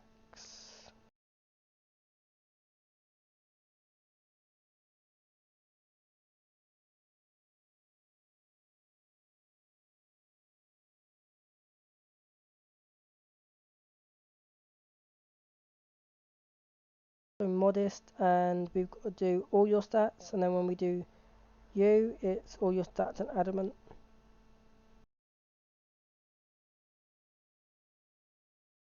Per death.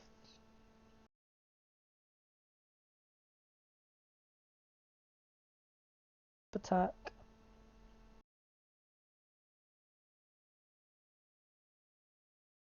Speed.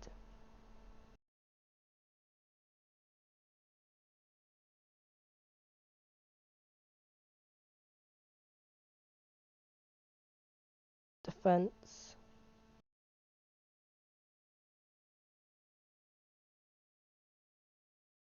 Attack. HP. Nature.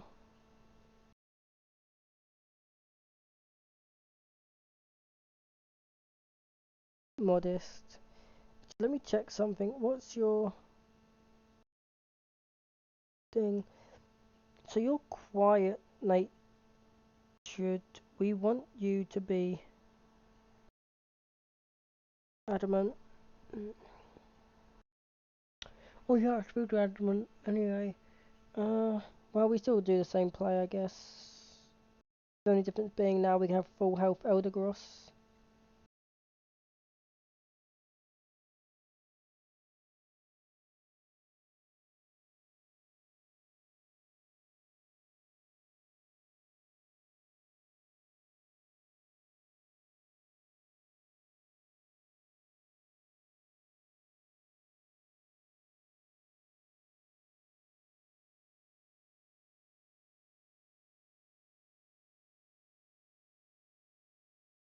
But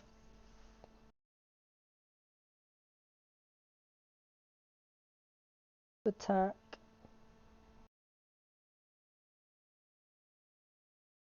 speed,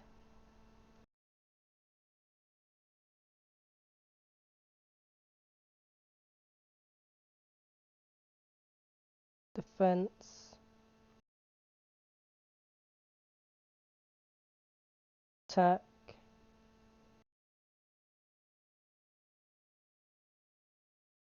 HP, change nature, to adamant, and then we want to do the same thing with Togedemaru.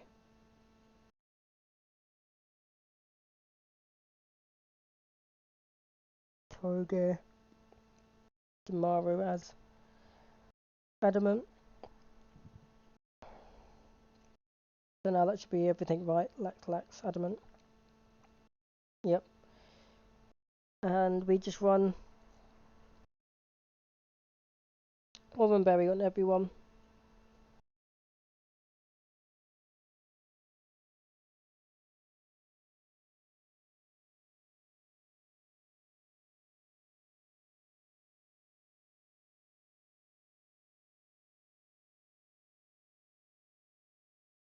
Bag, bag, bag,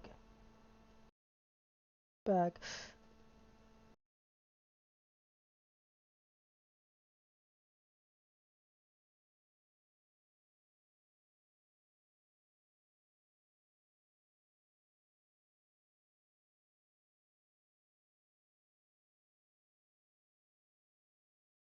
Right. Pluck. And it's a low roll on that pluck. Nice.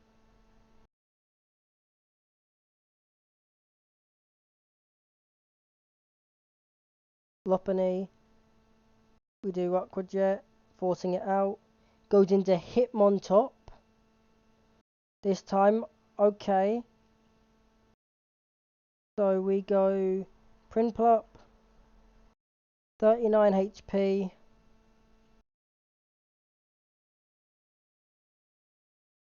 So of my Oran. I've not had it go Hitmontop before.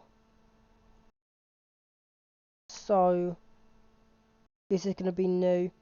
It's looking at, probably wants to fake out, but it's looking, because fake out at max damage, switching out, yeah. So we want to switch anyway to Quillfish here, but it could be looking for, it would look for March Punch if we saw a kill on it. Which now we go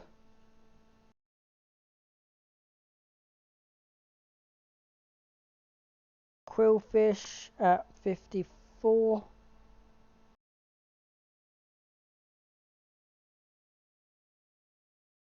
This is now at -1. We do outspeed. It's going to do about 18% at max with Rock Slide.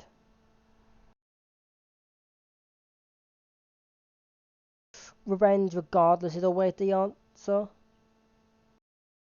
So the only way we lose now, after this one, we can probably go for like Poison Fang to guarantee the KO. Oh no, we get a crit. Nice. Lopunny's coming in. Right. Lopunny wants to go for retaliate on this. We go to Togedemaru and fake out.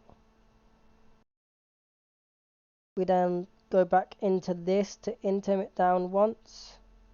And now we can go for a revenge. KO. Combustion. This should always be Thunder Punch. But we're just double checking regardless. Yeah, never anything but Thunder Punch. It's also guaranteed kill. So we go Palp on the Thunder Punch. We Mud Shot on its workout. Okay. Palpitoad. Full HP.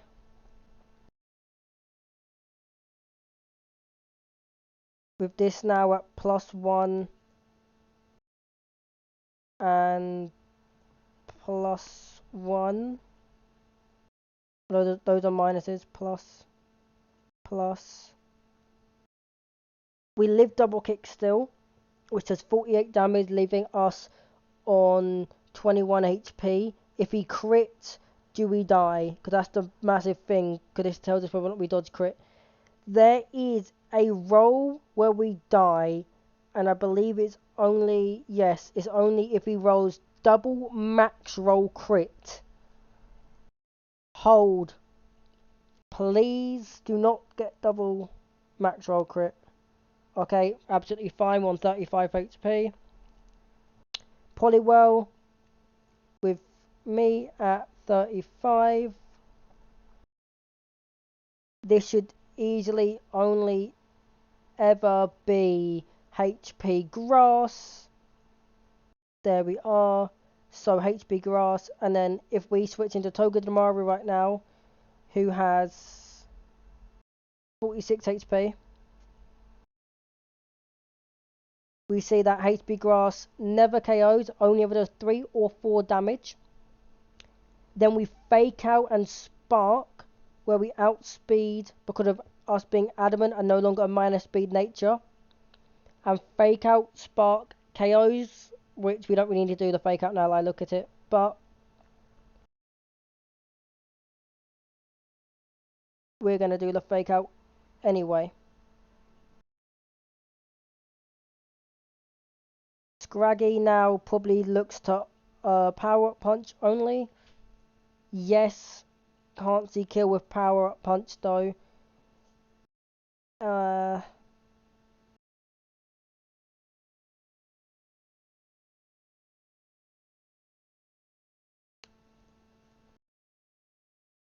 I'm gonna go Eldegoss, who puts it to -1.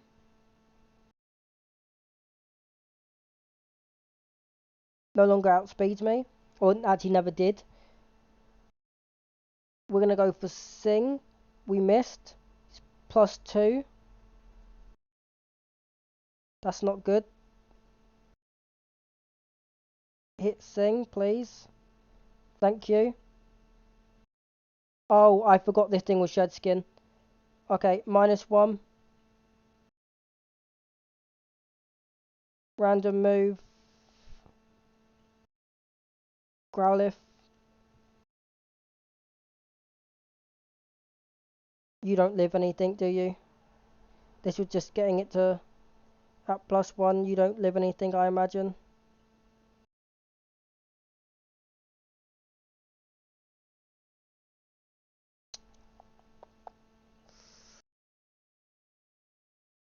No.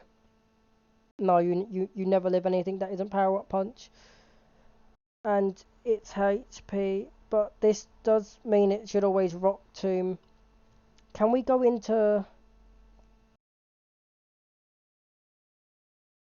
Hold on, so if I go into you, you're going to Rock Tomb me down once, putting you to -1, and putting you down to neutral. Yeah, no, we take this. Non-crit.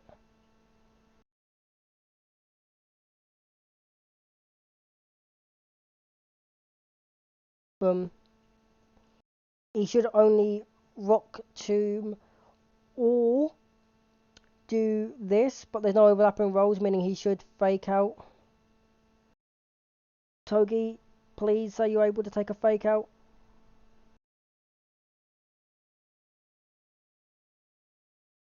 -42. You are, but you bait. Power Up Punch.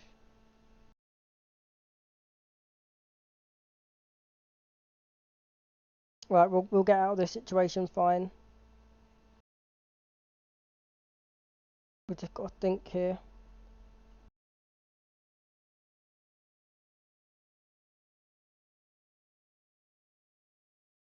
We're up to 33 HP. We can now fake out. It's going to be around 50%, let's say. Right.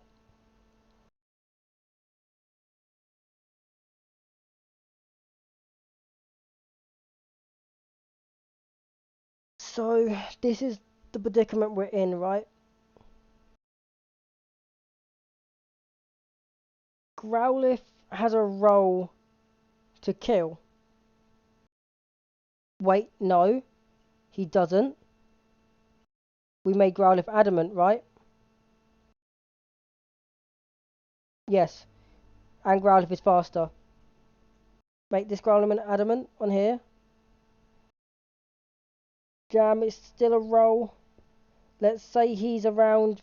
Let's say he's at exactly 50%, right? 29 HP. What is our roll? 75. Let me have a look.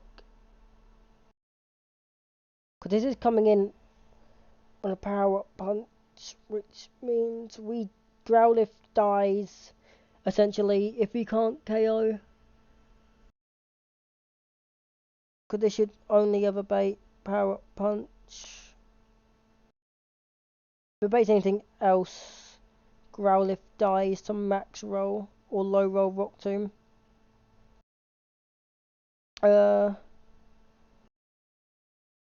I think here. If I went Prinplup, could that help me instead? We could take a power up punch nicely, but let's say he max rolls, puts us down to 39 HP. -13, 26. Right. Let's say our thing was at 26 with him at +1.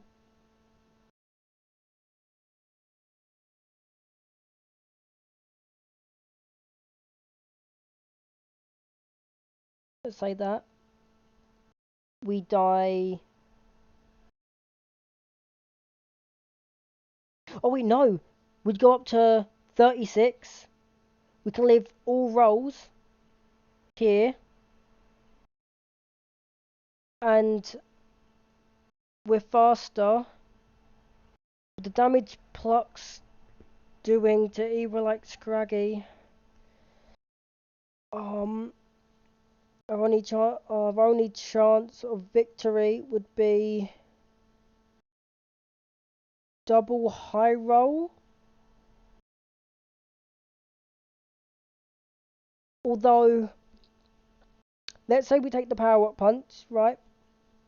We live the fake out after that pluck, and we switched. So after that, so let's say this. So it'd be 36 HP. The feint attack non-crit. If it max rolls, we'll take it from 36 to 18.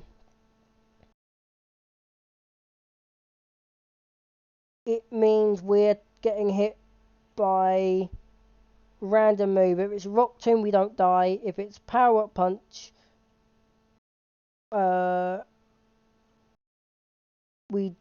it's Rock Tomb, we die to exactly 5 rolls.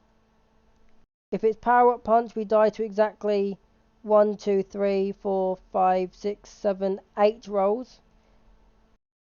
And if it's Feint Attack, we always die, right?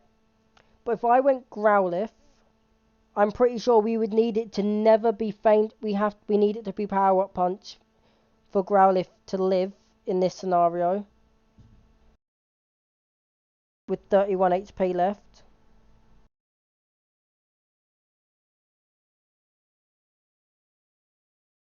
Yeah, we'd always need it to be Power Up Punch, and then Growlithe would come in and safely kill.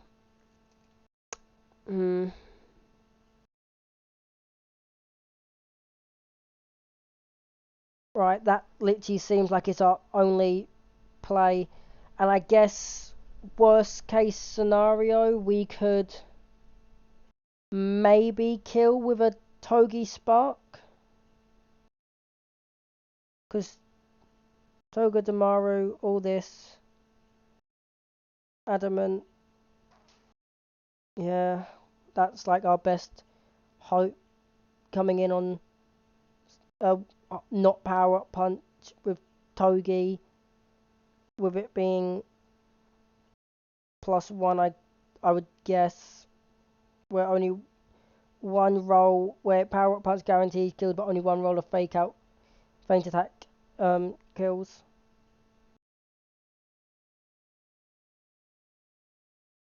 Oh, we went to 29.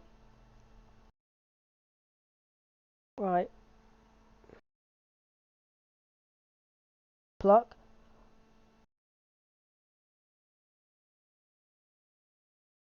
Okay. Stay asleep.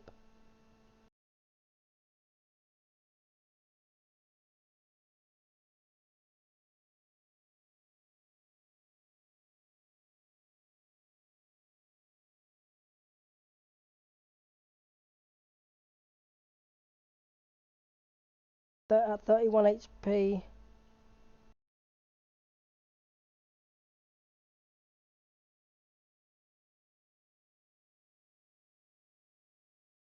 We should be baiting guarantee kill, Feint Attack, and that.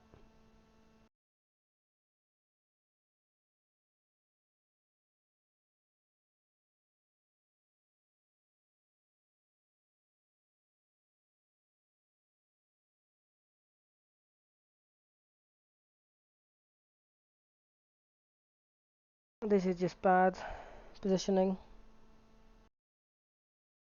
Oh, we went Rock Tomb.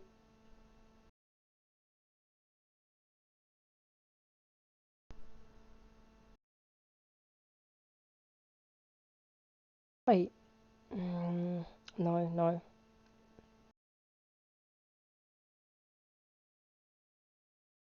Not worth. Oh, Power Up Punch missed.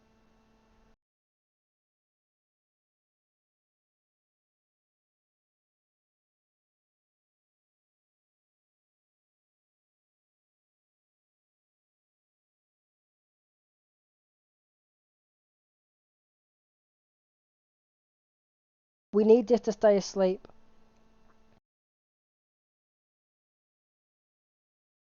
Okay, we get out of this.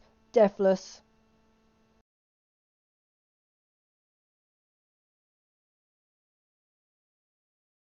We needed that to stay asleep. We got lucky on this witching turn.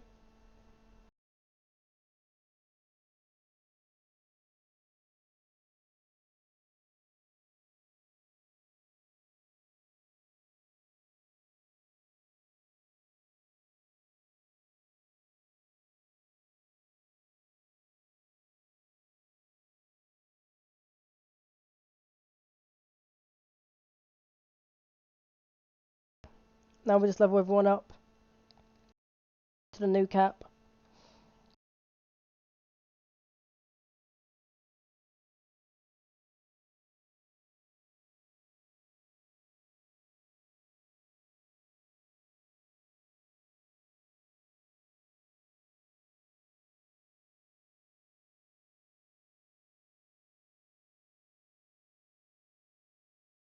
I'm just gonna get rid of leafage as my other attack is stronger.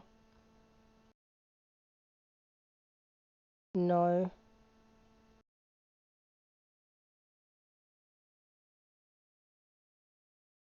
I'll get rid of it. Get echo voice for it. Takedown is a no. Soon as we get to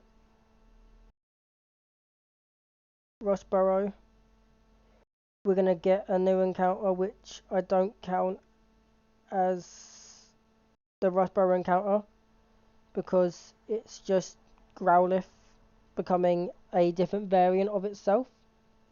Um, via trade.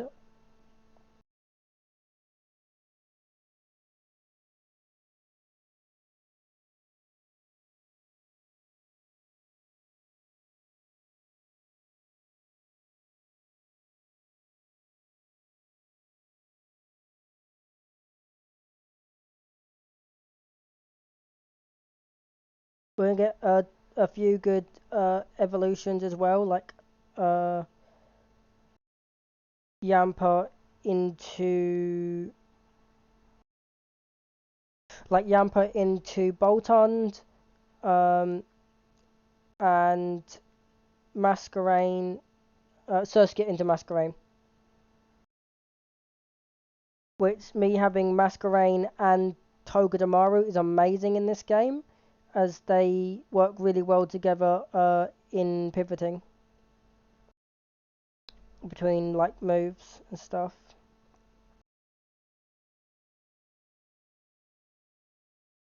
I'll get rid of Clear Smog.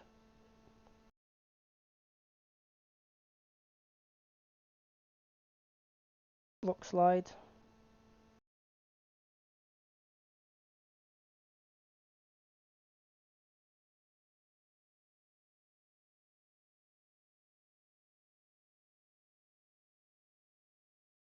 You, you, you, you.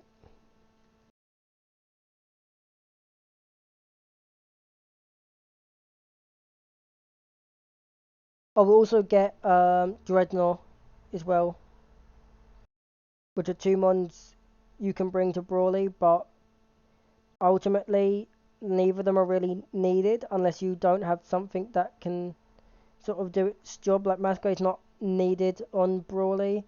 Um, it's fairly doable without him. It's actually it's actually better in 99% of matchups. I'd say to go Dreadnought because of the pure fact that unless you get Togedemaru, you won't really have many things that can tank um, retaliate and stuff. Um, so that's the best way of doing it. Now we could evolve that stuff into Beware already via a rare candy, but we have no need to. It's not coming to our Roxanne team because of the encounters we're having. I'm fairly sure. That's all the encounters for the Brawly split. Roxanne, Right, so actually, that would be wrong. I think we do go beware.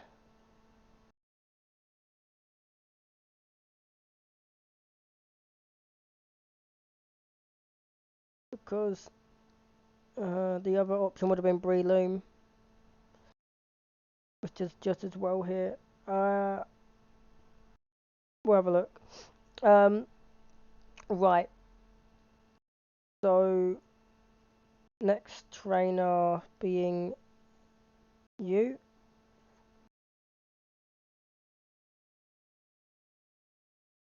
This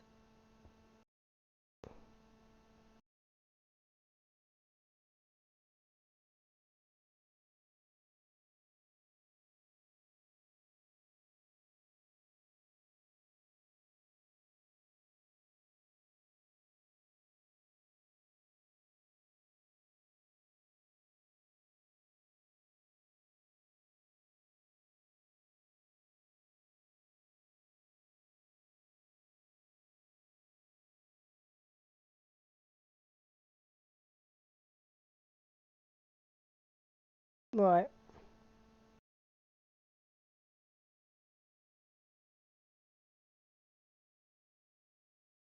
So Dreadnought's gonna be another Pokemon we max out the stats on. Same with Masquerain, more than likely. And in this situation, we run like Oranberry, and we outspeed KO, taking 9% via Shadow Sneak, as AI will always Shadow Sneak here from where it's slower and is dead in one hit to me. So for on fast and C kill, it will always Shadow Sneak for some damage. Next, we should bait Giga Drain from this because it's faster and can see and kill, whereas this cannot. This should see kill, right? No, but it does more damage. And on Giga Drain, this is going to be fairly simple because on Giga Drain, we will go to Talon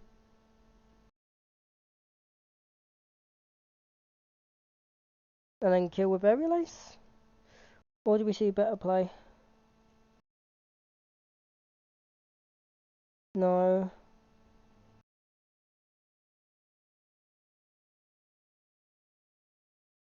How does this look? No. How do you look?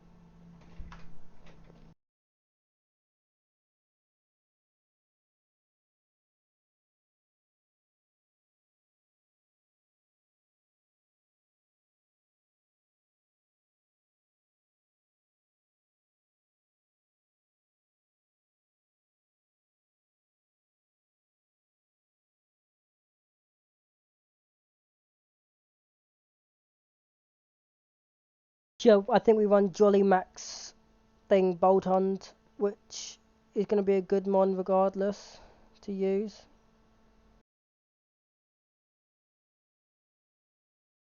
Which also outspeed, I mean we're only taking the Giga Drain, which then baits in this wanting to go for Bug Bite, which we can quite easily just stay in on, but a better play here would obviously be to go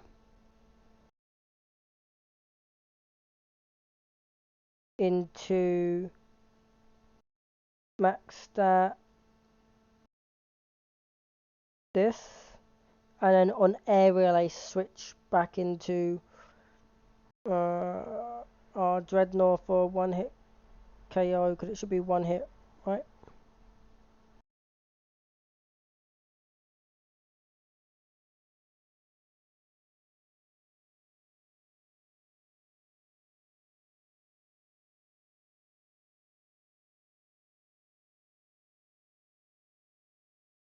Yeah, it is. It is. It's a one hit with us outspeeding. Uh, there we are. Then fight two. We lead. It leads this. We lead the same as the previous fight. Outspeed, one hit KO. Next it moves to this. We also outspeed. Can one hit KO with Ice Fang.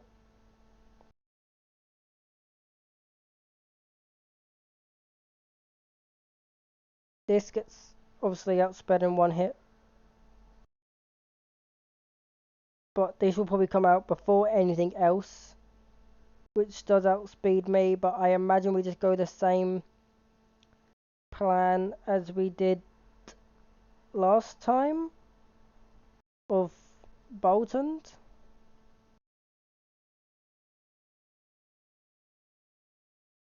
We could do. But the bug typing there is making it slightly difficult, so what if we go...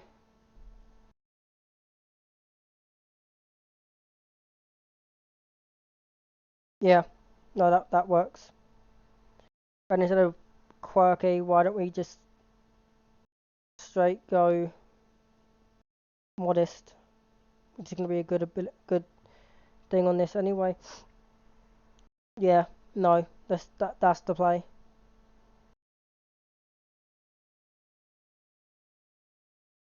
And that trainer is just beat by them three because I mean after that should just bait in this, which wants to breaking swipe.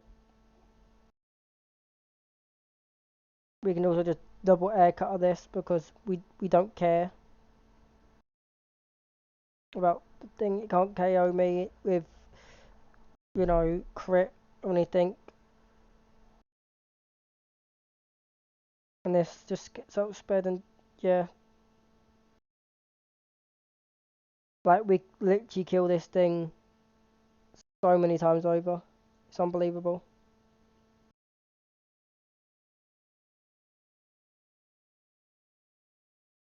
Let me just this is Jolly. This is 1, 2. So this is 18 scales plus actually like 6, so like 24 scales.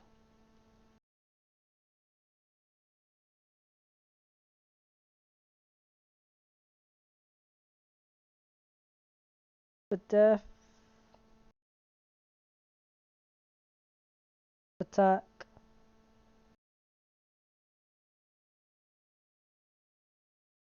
speed,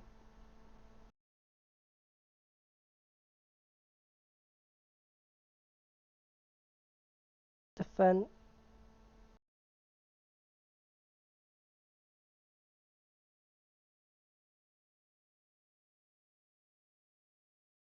tap,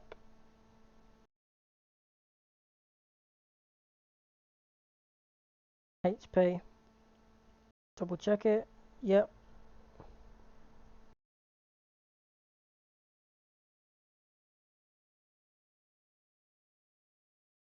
For death,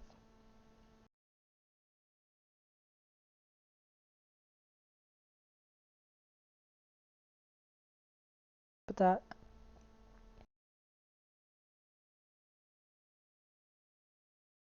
speed,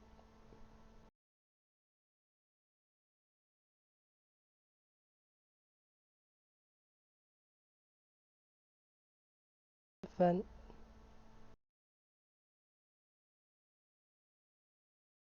attack,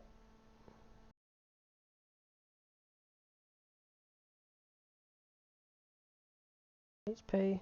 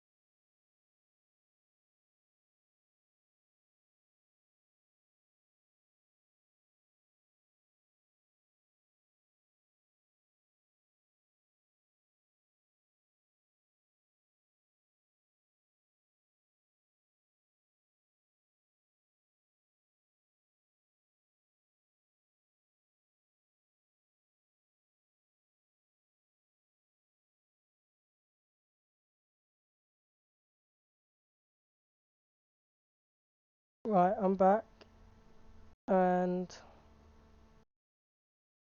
we just chuck orange berries on everyone.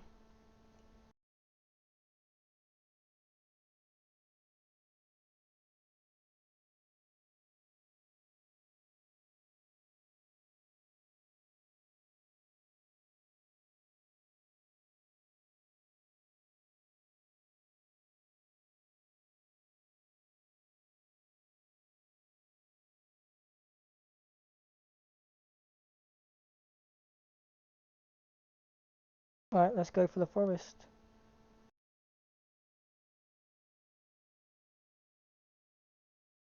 Poison barb is going to be a good item potentially to put on. Let's actually grab our encounter here first. Steenie, there you are.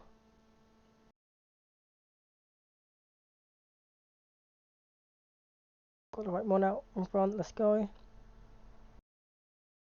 So this is Rock Tomb.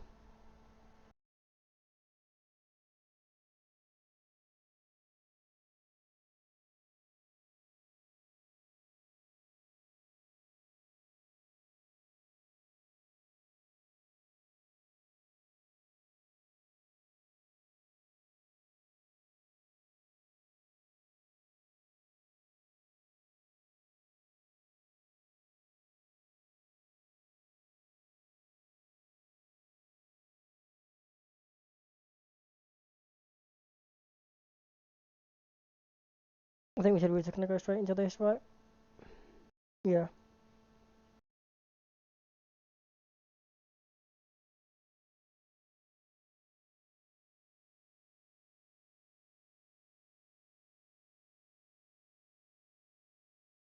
We forgot about speed boost, but speed boost just doesn't matter.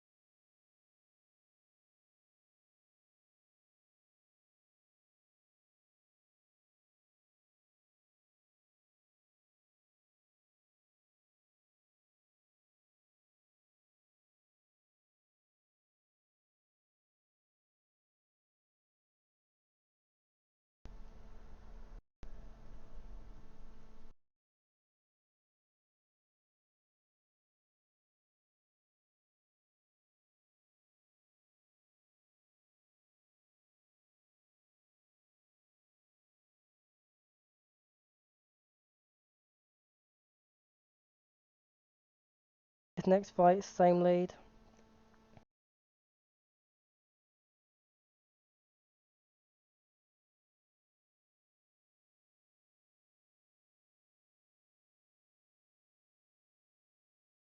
KO.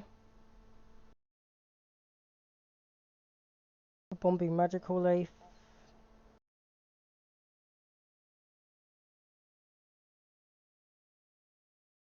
Raining Kiss. Cutter.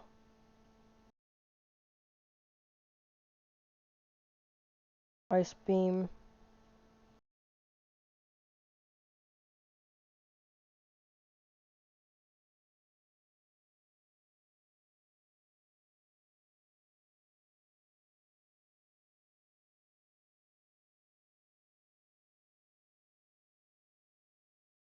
Put another orange berry on.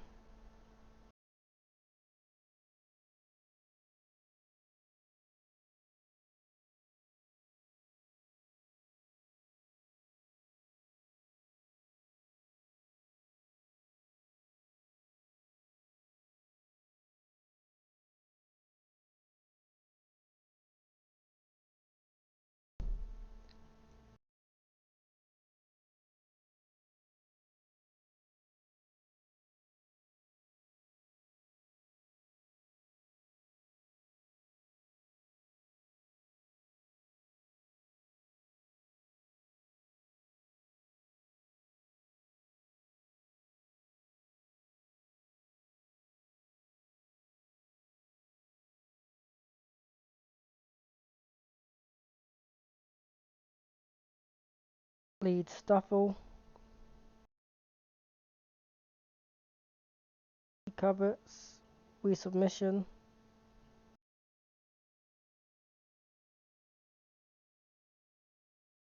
He covets. We put on Orin and submission.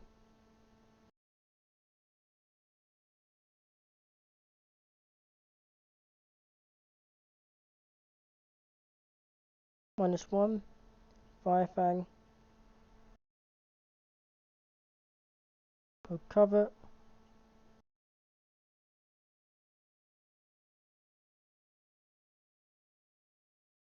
Good Dreadnought.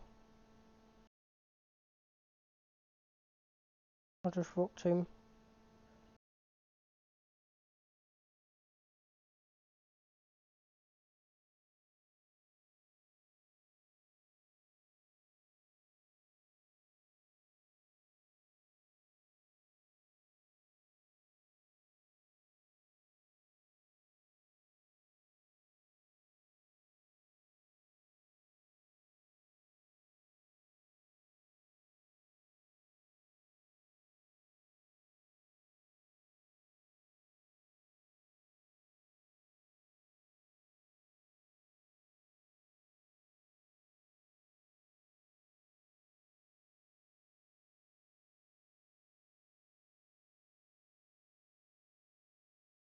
So we'll run Peckerberry because it's probably going to go for Toxic.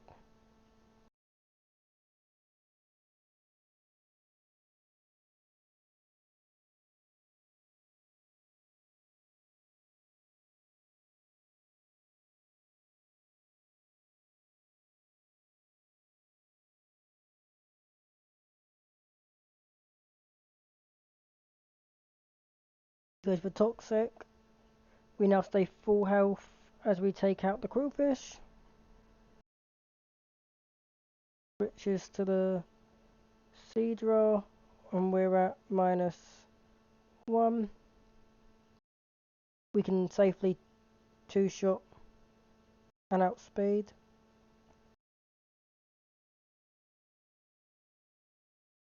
We stay at full HP as well, which is nice. Now against the Celio. Same exact situation.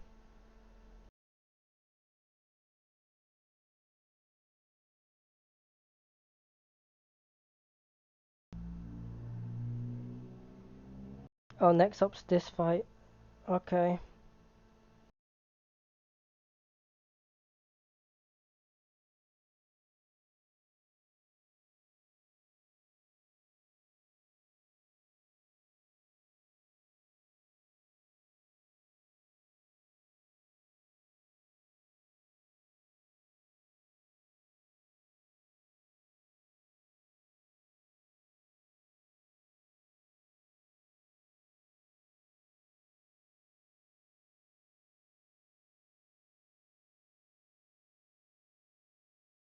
So this can Oko the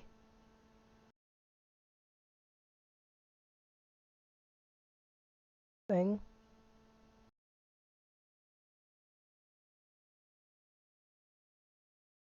But also this only has a helping hand and follow me, which can also get one shot. But what if I do... Let's go for this play, right? Lead these two. Fake out the Clefairy and Poison Jab this, right? For guaranteed KO. Yep. Then, also everything should have an Oranberry on it as well, because I don't think there's any reason to run anything other than Oranberry at the moment. Then, looking at that, we should bait in Psybeam from this on that side. That would make sense to me if that was the case. Which, because obviously, Clefairy can't do anything other than help out its partners. Which then means if it's this, we just again outspeed. Well, not again outspeed, but we outspeed and we bug bite. Unless this has an item like Sash, it doesn't. So yeah, we just straight bug bite for the KO. And then this, which we don't see kill on. Right, if this comes out, probably wants to fake out turn 1 an Iron Head into me rather than the Togi, or Zing Zap into me rather than the Togi. Where in that situation, it's probably best to just go this, because I either take 0 damage. Yeah, no, it's always better to go this, which I can then one shot with Mud Shot. Which should always bait from this, because if this comes out last, looking at what this baits, this should always bait Side Beam, which isn't great, but it also just doesn't matter, because at that point we spark, so it's literally the team looks like this, right? Just these two mom. No, just these three mom, and then for backup you bring Dread, you bring this, and you bring this. Actually, no, you bring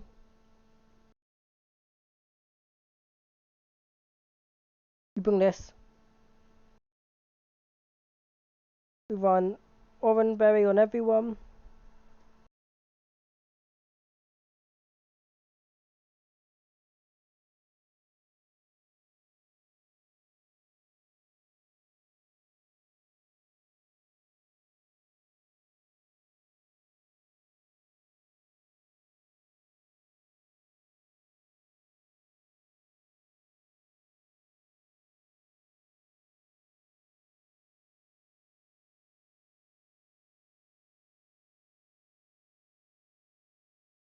Easiest fight ever.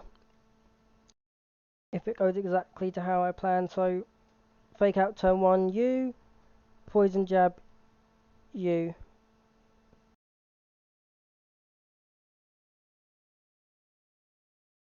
Uh, you were meant to guarantee Kate. Oh, why didn't you KO? I need to look at this. Why didn't this KO? Not what Clefairy. Didn't I? This Beedrill's meant. Beedrill not max stats. Swarm. Max everything. And it's just. There's no reason why this shouldn't have one hit. But, okay.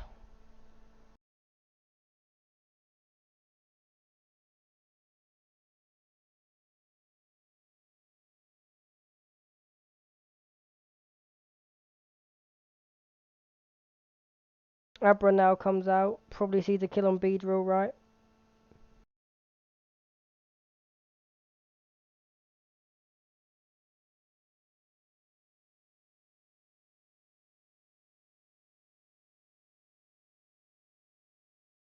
It does not. But with Helping Hand, it 100% does. So we're going to Spark a Masquerain.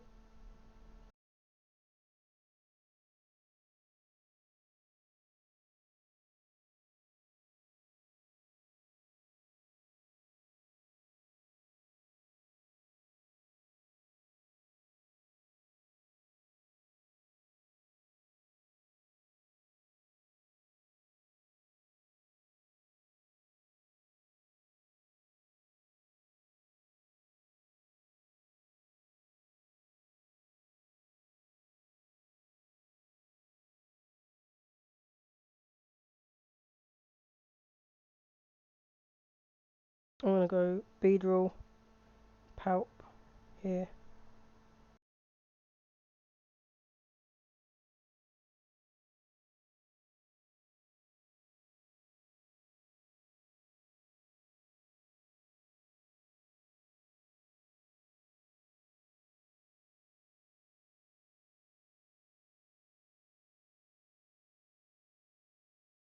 Oh, almost ran into that trainer.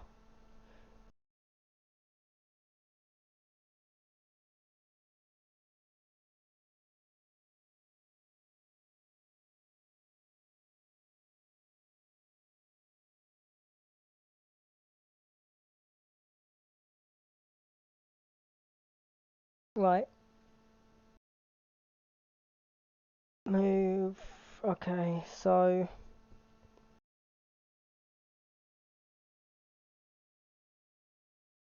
I imagine bolt-ons here, just straight KOs.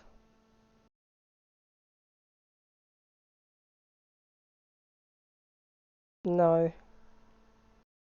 Minus one I shouldn't get outsped, right? I do, so I just nuzzle into that, I guess. Or does no we fake out, we Toga Damaru fake out Spark. Because that guarantees a KO. Um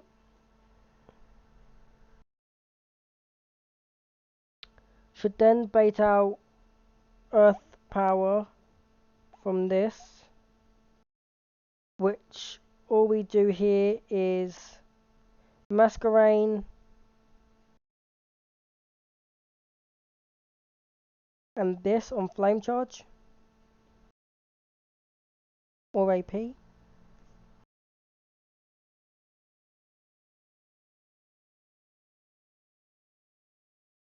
Either one doesn't matter. AP, I just guarantee outspeed regardless, but I outspeed anyway, even unless he goes to +1 with Flame Charge. And then from here, this should bait him every single time the Gloom, right? Magical Leaf 43 to something. Yep, always the Gloom. Which Gloom we just switch into Masquerain and deal with easily, I imagine. Yep, Masquerain Ice Beam. And then to deal with this, it wants to dual wing beat, so we will go into here. And somehow, if something manages to go wrong, we bring you as a backup and you you as a backup, but nothing's gonna go wrong because there's nothing that can go wrong in this. It's literally just a fight that's easy to deal with. Realistically, I can always um, I can literally straight pivot into my Primplop on the Earth Power, and even Max Roll Crit would never kill from a Numel. It's just, better for uh, the sake of trying to play things optimally. We just fake out, Spark, Numel, Masquerain. To be fair, I'm not going to do this, but I imagine Masquerain Bubble Beam probably just kills. Uh, I say outspeed and could kill this with an Ice Beam guaranteed. But I'm not going to do that. This probably just straight dies to Bubble Beam from Mask, right? Most of the time it does, yeah. Goes for Flame Charge. Whoa, oh no.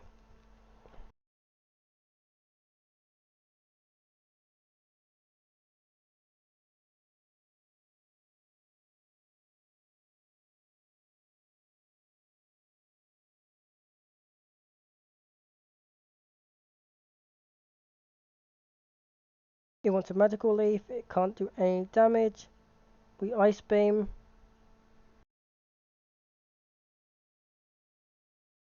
Go Dreadnought. And Rock Tomb.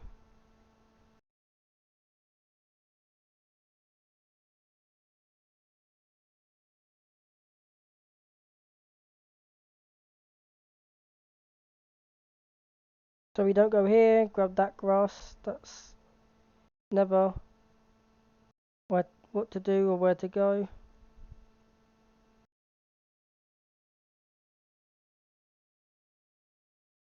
We put cut and we grab that moonstone, which can be useful for perhaps later evolutions.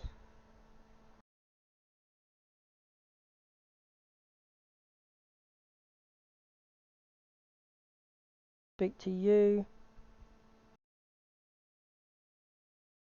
We have to go grab Growlithe.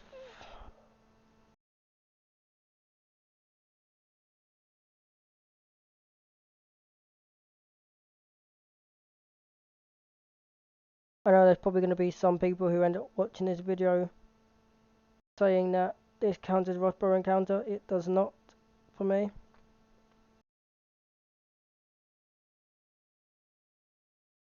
I just count this as changing Growlithe's form.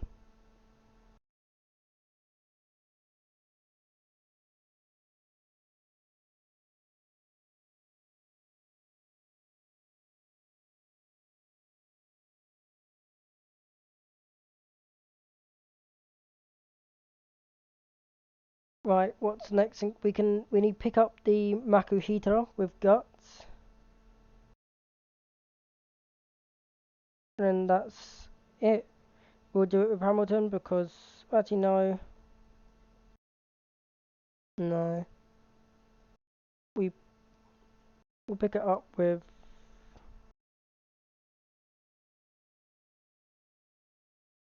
you.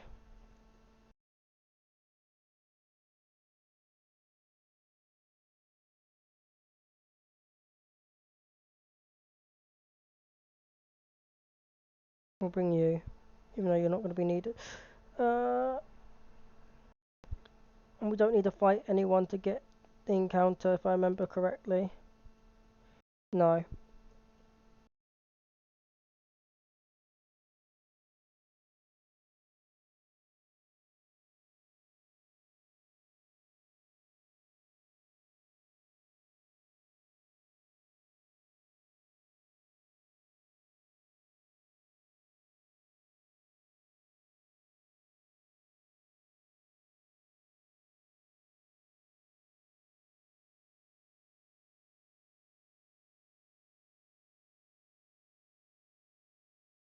Thick fat, damn it.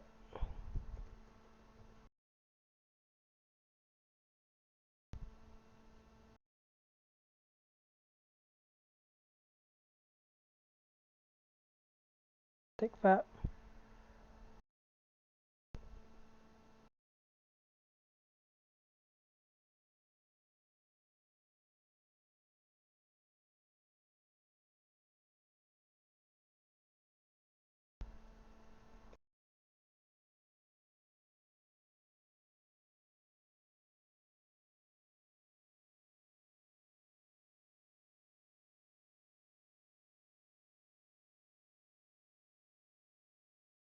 We want this to be guts, Maku. And because of it being Deathlock, we're allowed to choose the ability. If there's a way to... There we are. Guts. So we just pick up 2 more things at some point later down the road.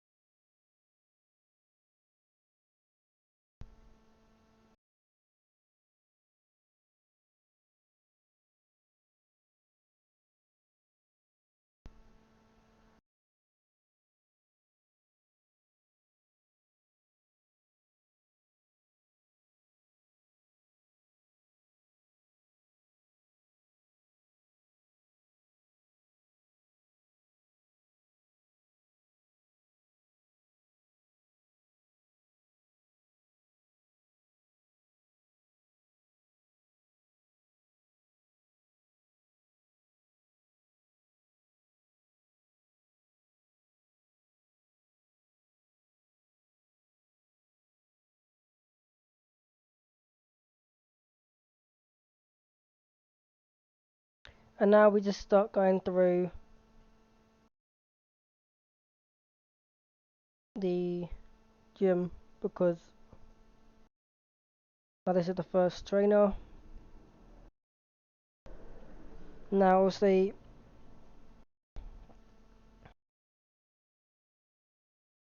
we'll do this. We're always going to want you to be modest.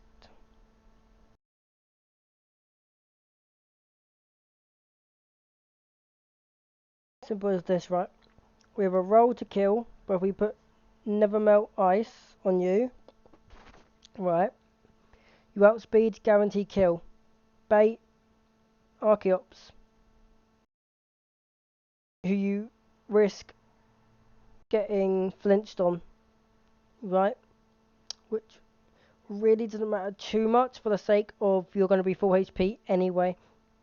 And then this just straight dies to Bubble Beam, soloed with just Seadra.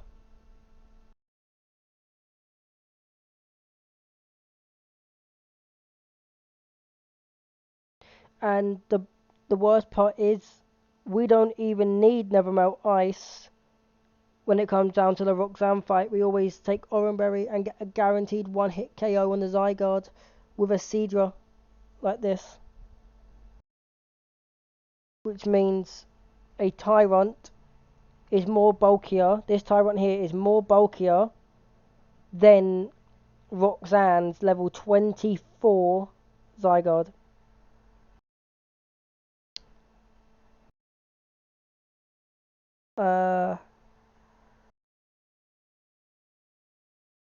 Let's see here. So that's solos. Next fight.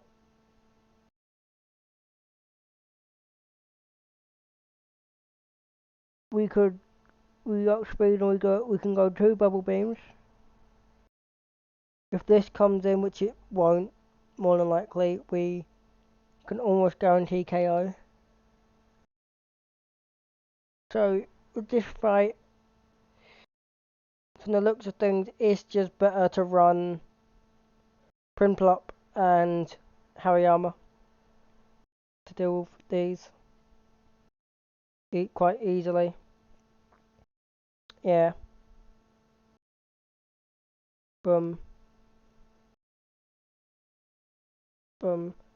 And we pre-burn the Hariyama because of Guts. Meaning pre-burned Hariyama can just do wild things to this. With you, this should be as simple as Bubble Beam.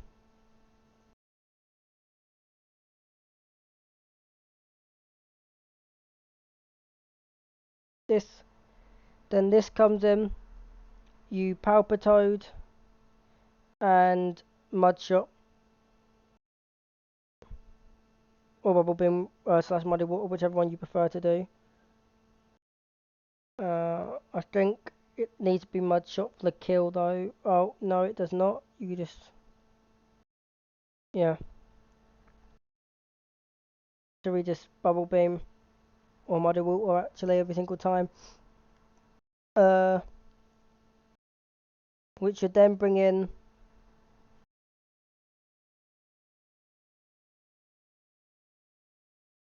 this. We Mudshot.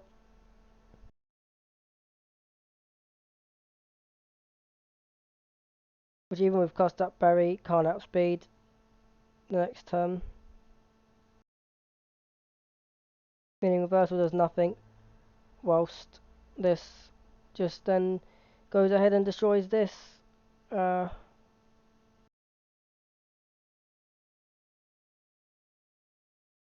wow, and that's all 3 trainers, so then for backup let's bring you, who can probably do something, and you with your, because of your Intim and flying, could actually be quite decent in case we need to pivot into something else and not take a Stomping Tantrum.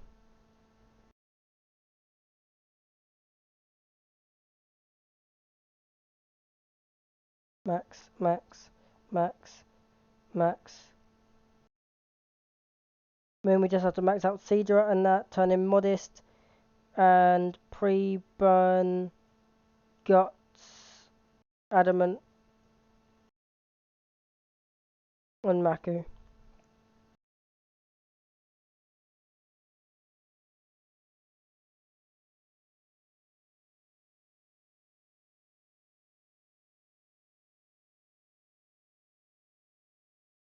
Oh, we've run out of heart scales.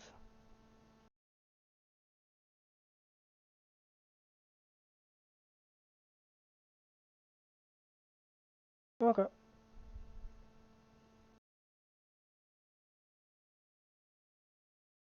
Boom, boom, boom, boom.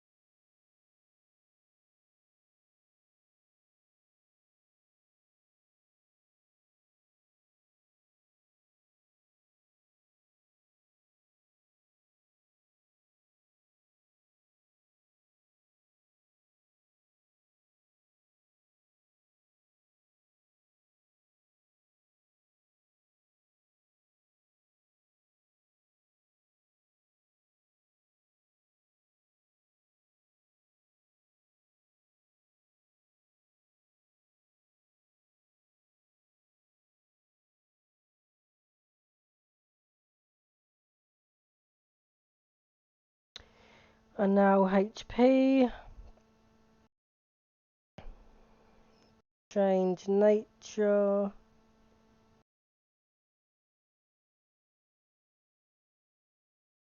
Modest.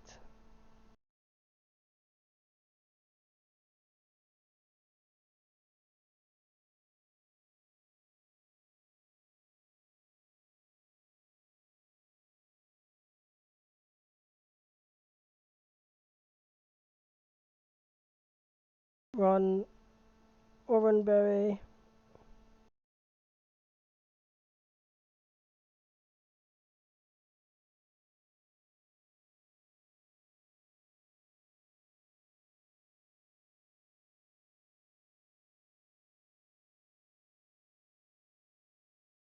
Apply status. Burn. Pre-burn will be a strategy you can't use inside of gym battles, but you can use gym battle AI. Oh wait, no, we don't want that on you. We want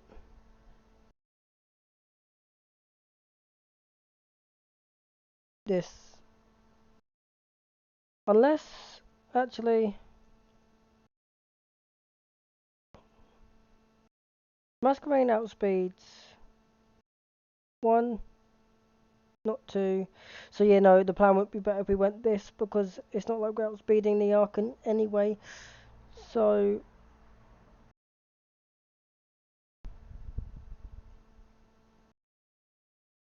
Aurora Beam. Oh, this thing has 30.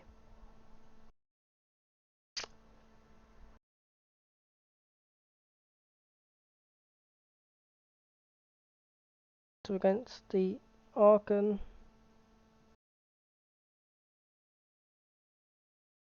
with Modest, it's Aurora Beam. Just don't get flinch.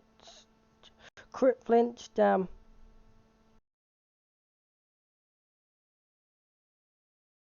We just go Dreadnought and Ice Fang.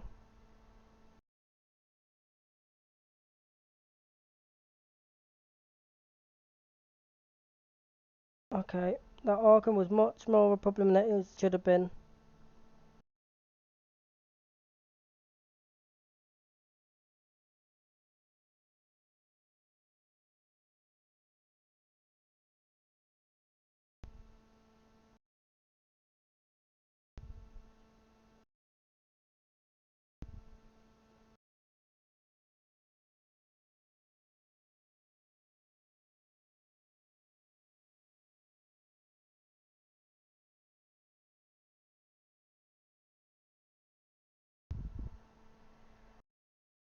Going into the next fight, it's better to lead this.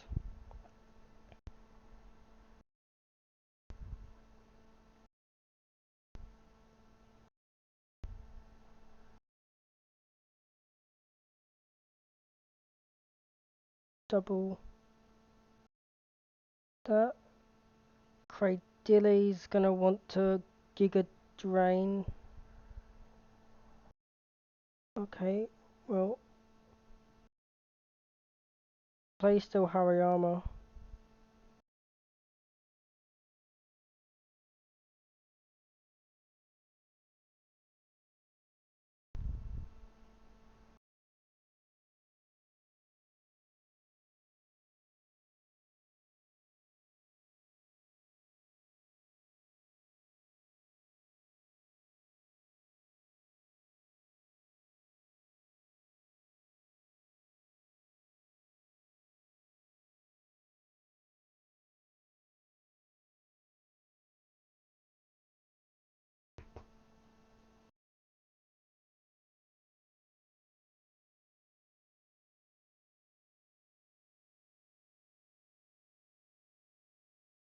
Oh, okay, so based on this health, it's always right or throw.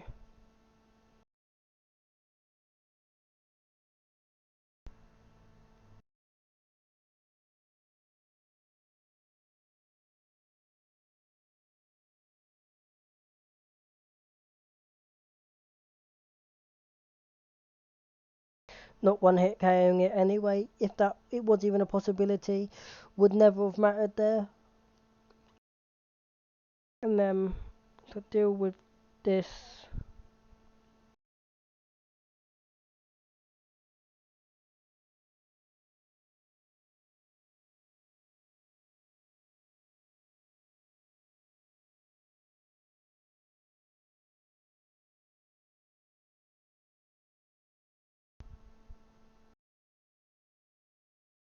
Okay,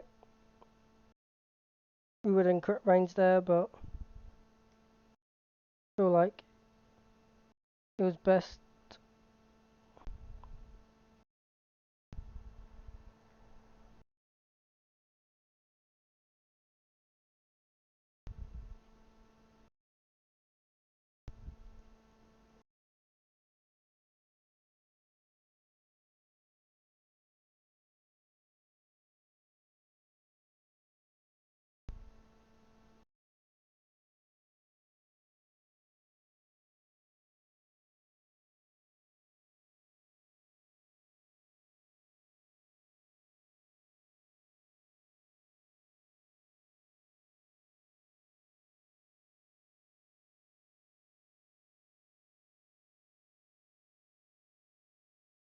Okay, I'm just gonna go for the bubble beam.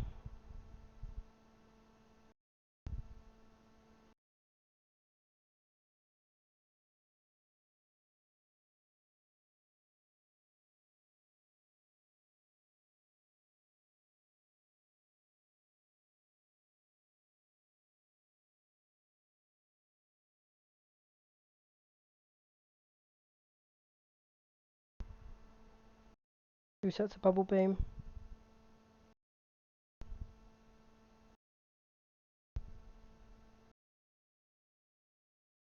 And now we go here on Palpitoad. We muddy water.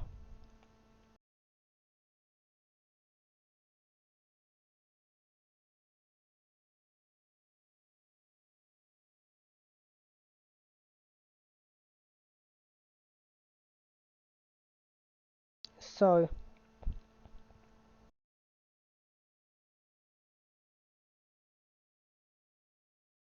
Let's have a quick look at what we have and what we can do. So on Stuffle, we could double attack this with Rock Smash, which has a chance of KOing.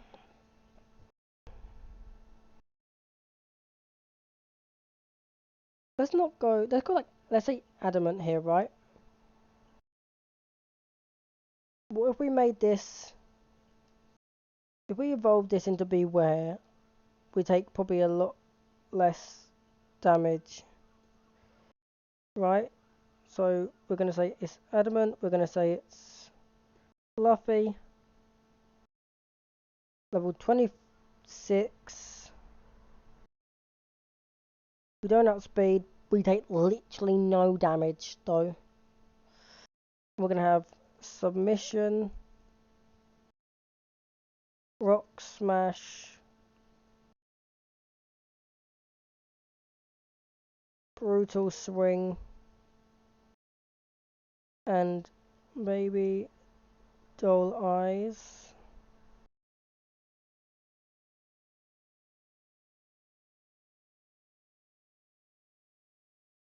So that's that. If I went a Jolly Nature, for example, that was minus special attack, I speed tie with this, meaning I have a chance to only take one hit of damage rather than the two, which is going to be much more nicer to deal for dealing with things than if we have to take the 2 full hits, right? And then let's figure out worst case scenario, right? Which is 42.12, that's 43.2%. Take me from 100 to 60, 57, 56%, 56.7%, right? So about 59 HP, let's say. Which adds up to me losing exactly on 2 max rolls 46. 46 makes about sense. No, it doesn't. So I'll be on 60 HP.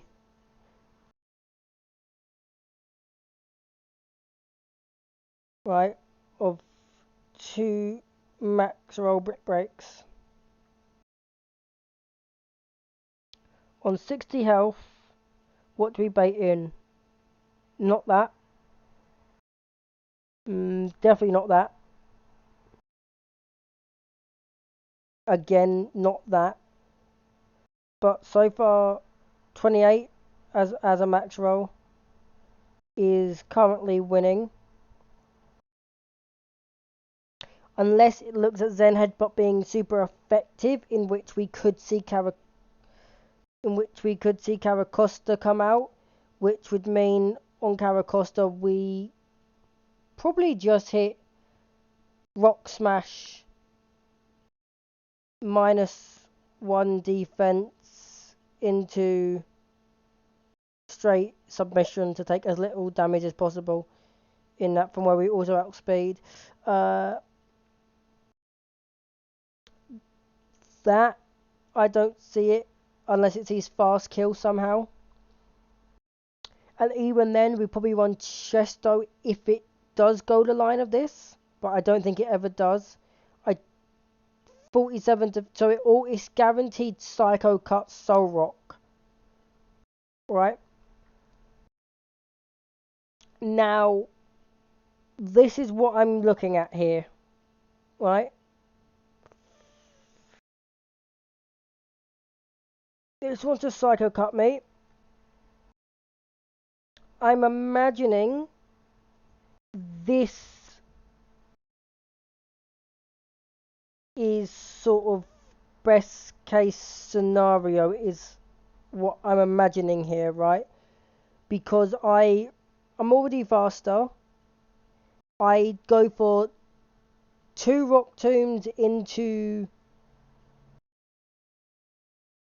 Wait, no, because after this damage, I don't think I live. No, actually I do with Orenberry. Even if he high rolls and he can't crit. I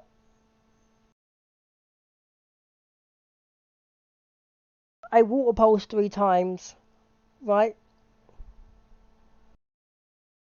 And then let's say, worst case scenario, we take 28 on the switching, which puts me down to 67.59.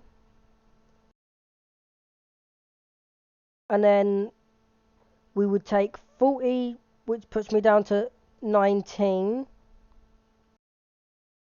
on a max roll stomping tantrum.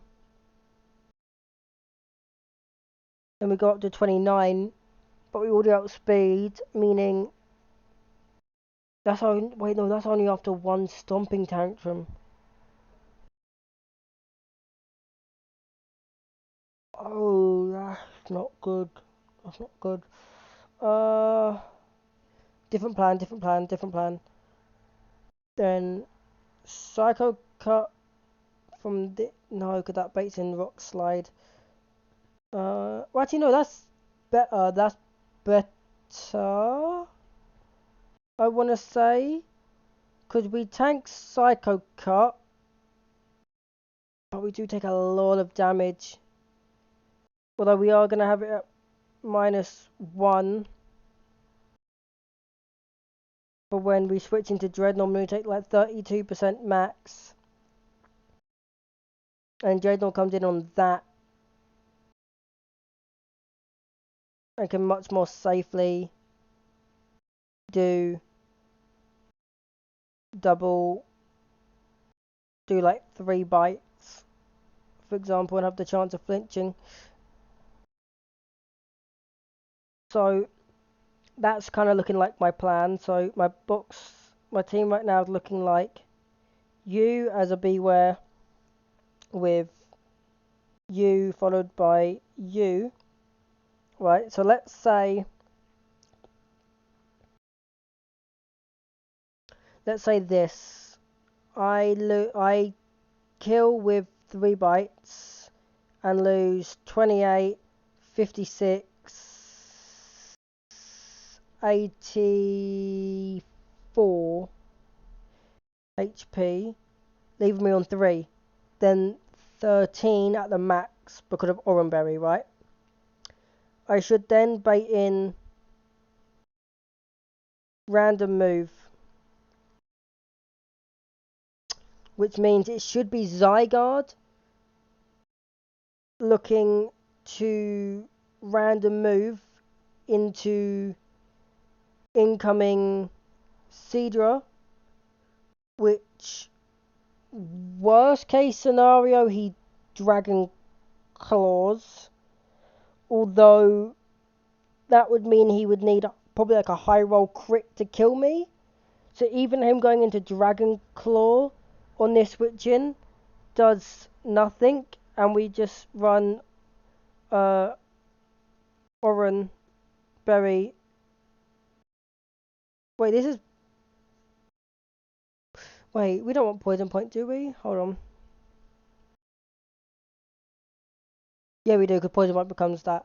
Right. Yeah. Yep. So that's looking good. So let's say we're gonna be on. Uh, let's say we're gonna be on worst case scenario, losing 56 HP, 14, 24 HP, which you kill, and you kill. So it's random again, which means it's going to go into this, right? 24 HP, we can guarantee it's never body slam, meaning it's always power gem, discharge, or earthquake, right? Or earth power, even. Um,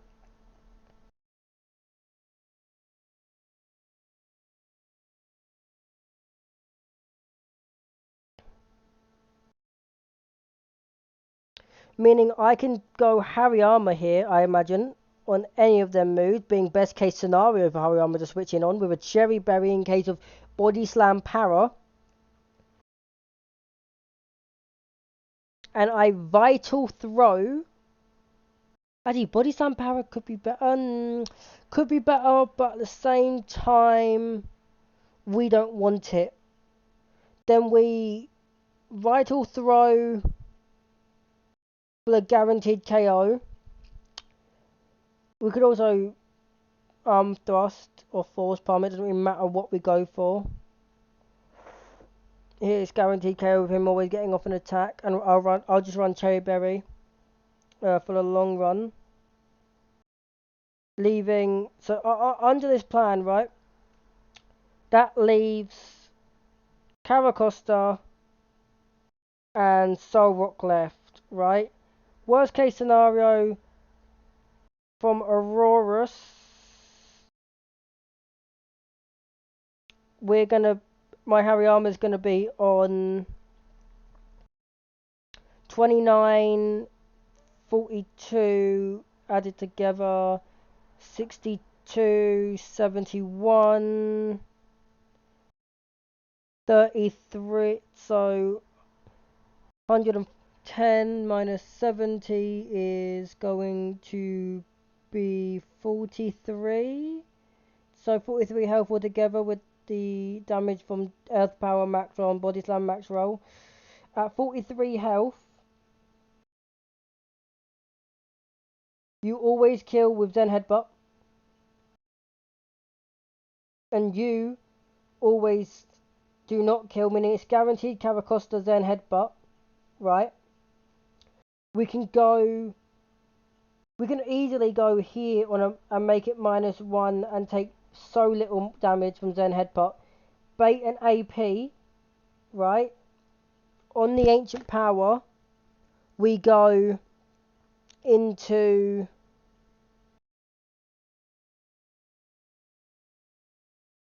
on the Ancient Power, we probably go back into Beware for the kill. Although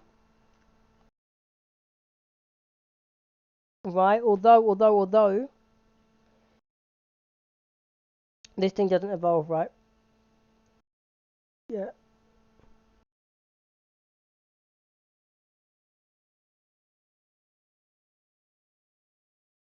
Although we could possibly go Eldegoss here actually, and hit 2 things here, which then will always bait a Ancient Power or Icy Wind off of this, allowing us to, I would say, go into Beware, because Solrock weaknesses to double check. Still, its weaknesses are, because it shouldn't be weak to fighting because of the psychic type. It should only make it neutral. Still goes water, dark, grass, bug, ground. Yep. Meaning Beware should be able to take this thing out, which we said Beware on a worst case scenario in this fight should be losing 42 health. No.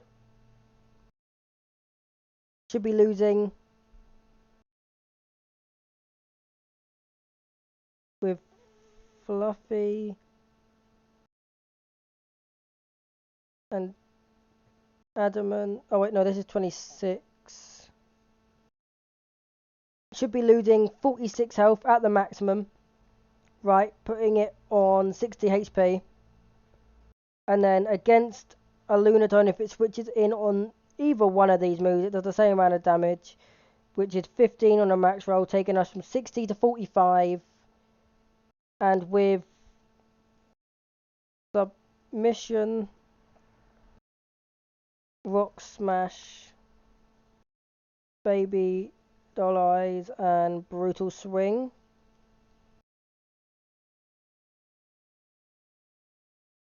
we hit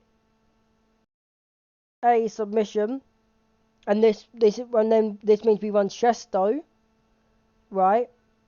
we hit a submission. He probably goes for the hypnosis because we're faster. Right? I know, because he probably wants to go for the hypnosis regardless, right? And then what we do is we double submission for the win, right? If this plan goes slightly wrong, it could result in a death, but I'm sure I'll be able to get my way out of it like I did the Brawly fight. So that means we want Beware, Mask, Dread, this. So actually we could we bring this to the fight at all? But if we did, what would it be against? Because the only thing of bringing this means we have to find a new way around the Solrock that isn't Dread nor Masquerain, I'd imagine, unless we can somehow pivot Togi in to fight the Solrock safely, because we can go. It is weak to Steel, but we could go Fake Out and use a couple of sparks. Actually, and we're faster. Fake Out 2 sparks. Metal Claw gets the KO. Run Chesto on this.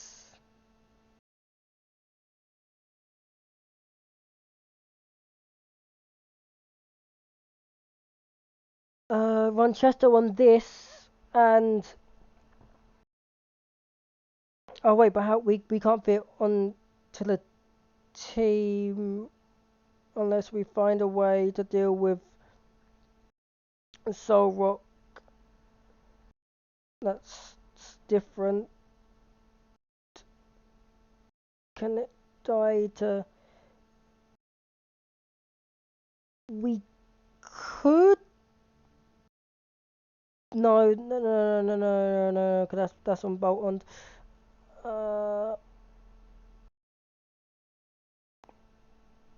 We can't do that play.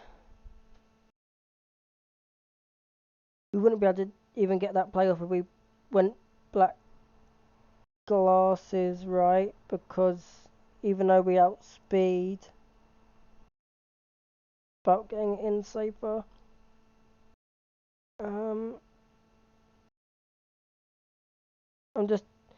just trying to put all my. I'm just trying to think of the best possible out. Could this somehow switch in on a non-intim? It could, with 2 bubble beams getting the KO. We run Oran, risk crit is the main problem. I feel like my current plan is good, but this could potentially be safer, and then it also means we don't need Masquerain. And I put this in there instead, making this the final team.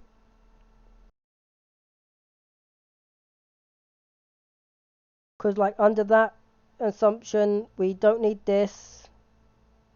Then we wouldn't need Dreadnought either. We wouldn't need. Although Dreadnought could become a counter, perhaps. Can.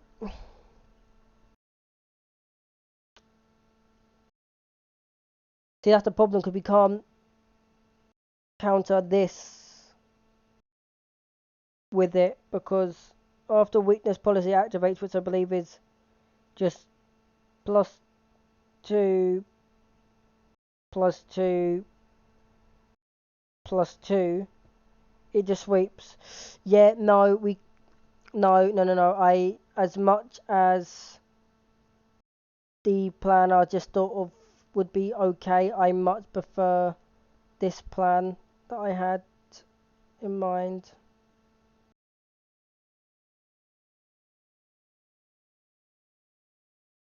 Hmm. Because the only other way I see it happening is if I got rid of something else, which means Beware would possibly have to fight off Bishop And we're actually, no, this plan could work. It just means I get rid of Harry armor, meaning we need Beware to fight this and this. Seed got to deal with this. Elder got to do with this. Masquerade thingy to do with this. And that. I think Beware might be able to do that. Let's check it. And then we'll go into the fight. So, Fluffy, Adamant. That in that case, it'd be like an orange berry. Uh,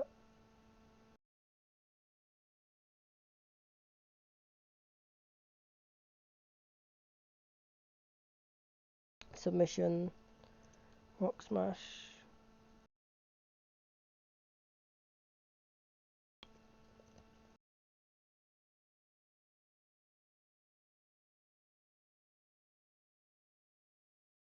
Wait. Oh, oops. 26. Beware against this can get. Oh no, because we wouldn't be going Adamant. We said we were going to go Jolly for the speed.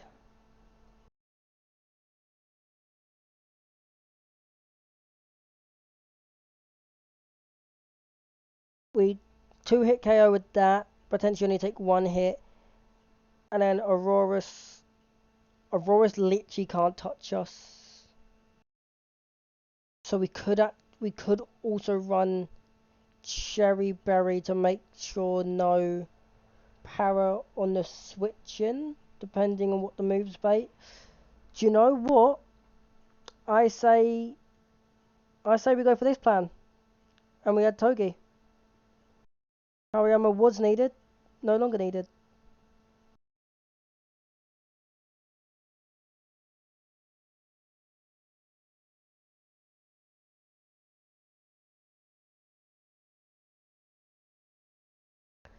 Uh, is everyone at the right thing? We need to make you jolly. You're fine being modest. You're fine being jolly. Modest is fine for you. With Nevermelt Ice not needed, we want Oran Berry on you, so I'll make sure to do that. Modest, Max.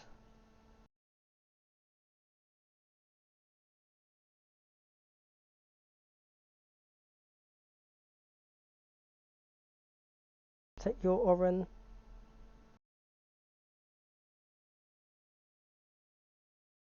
Give it to you. Then put that on you and bag that. Bag that. Bag. And bag. Right. This is the plan.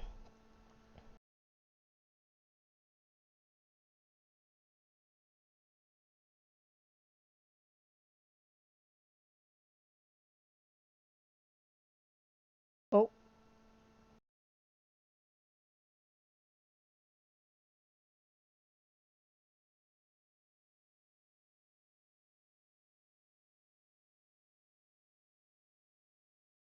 wait, is there anything you can relearn?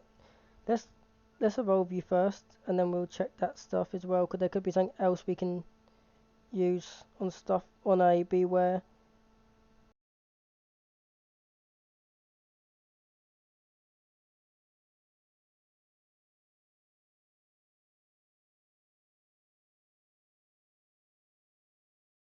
Other than Pain's Pit, no. So we nature, boom.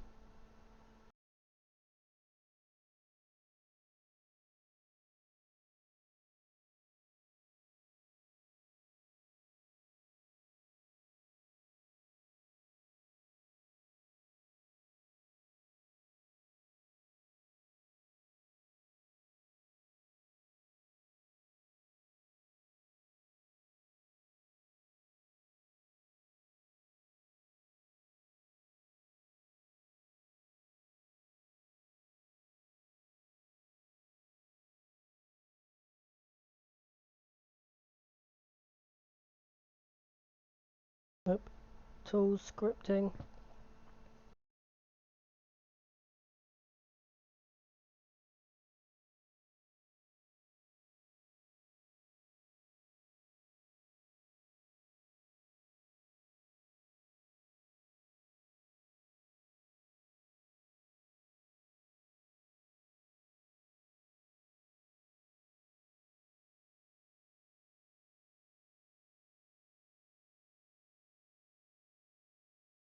Right, Roxanne time.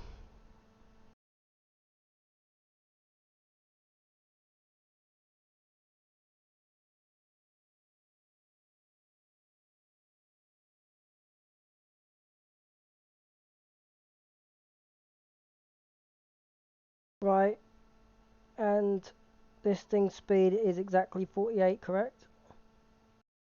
Yep. Same with this.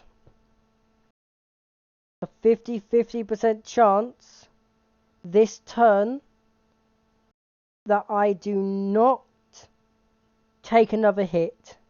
Beware, please outspeed it and win the speed tie. Let's go. Let's go, big. Right, so it's then this, which we want to go into this, which is then going to do 32% at the most.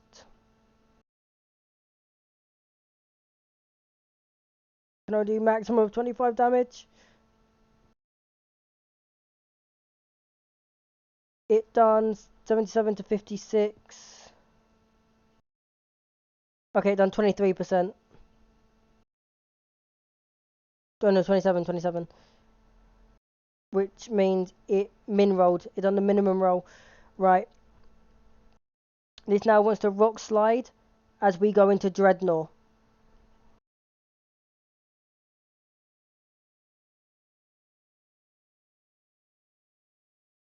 Dreadnought 69 HP. We can save.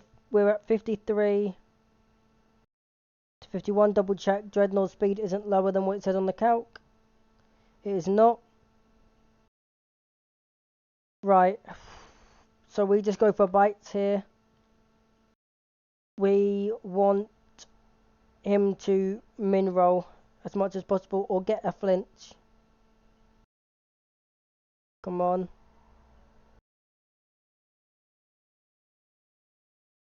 Dumping tantrum. Flinch. That's nice. Flinch is big.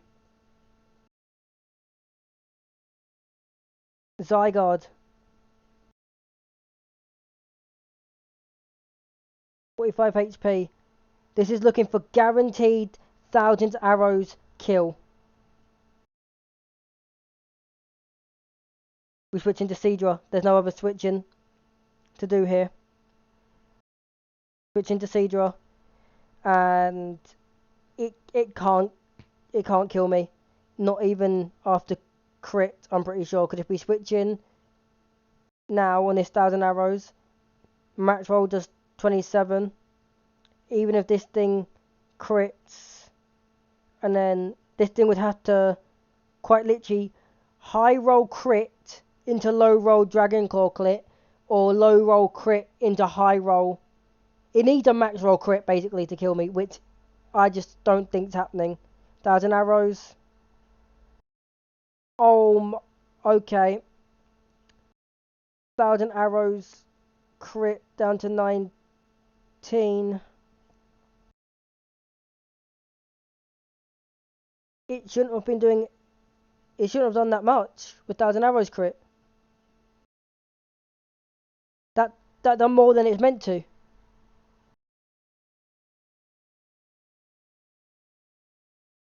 Because only its max crit is 40.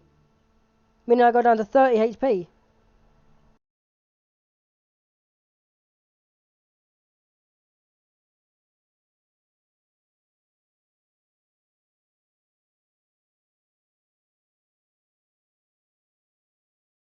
Luckily I still never die unless he crits. Meaning we have, and the thing is this is the only thing that can take on the Zygarde and kill it.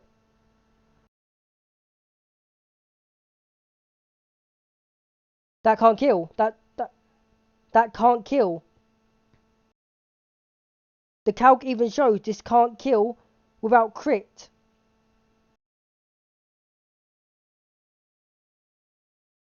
Max roll 27. I was on 29 with max stats. This is max stats.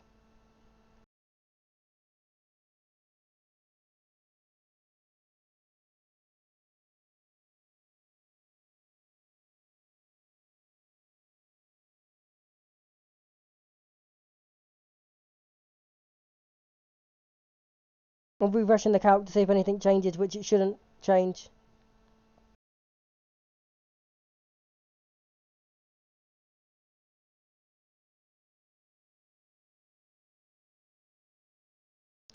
Are you kidding me?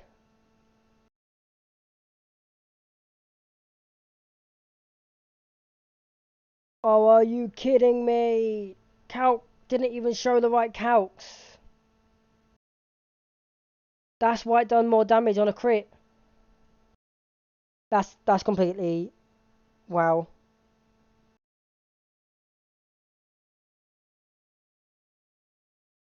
Wow.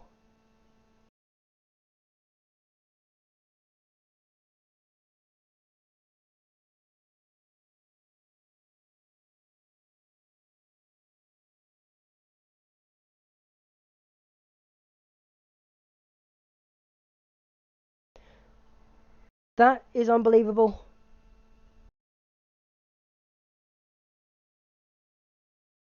Wow. Um so that's the attempt, that's the end of attempt 2.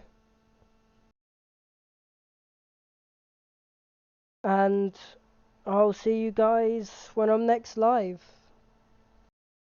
Bye.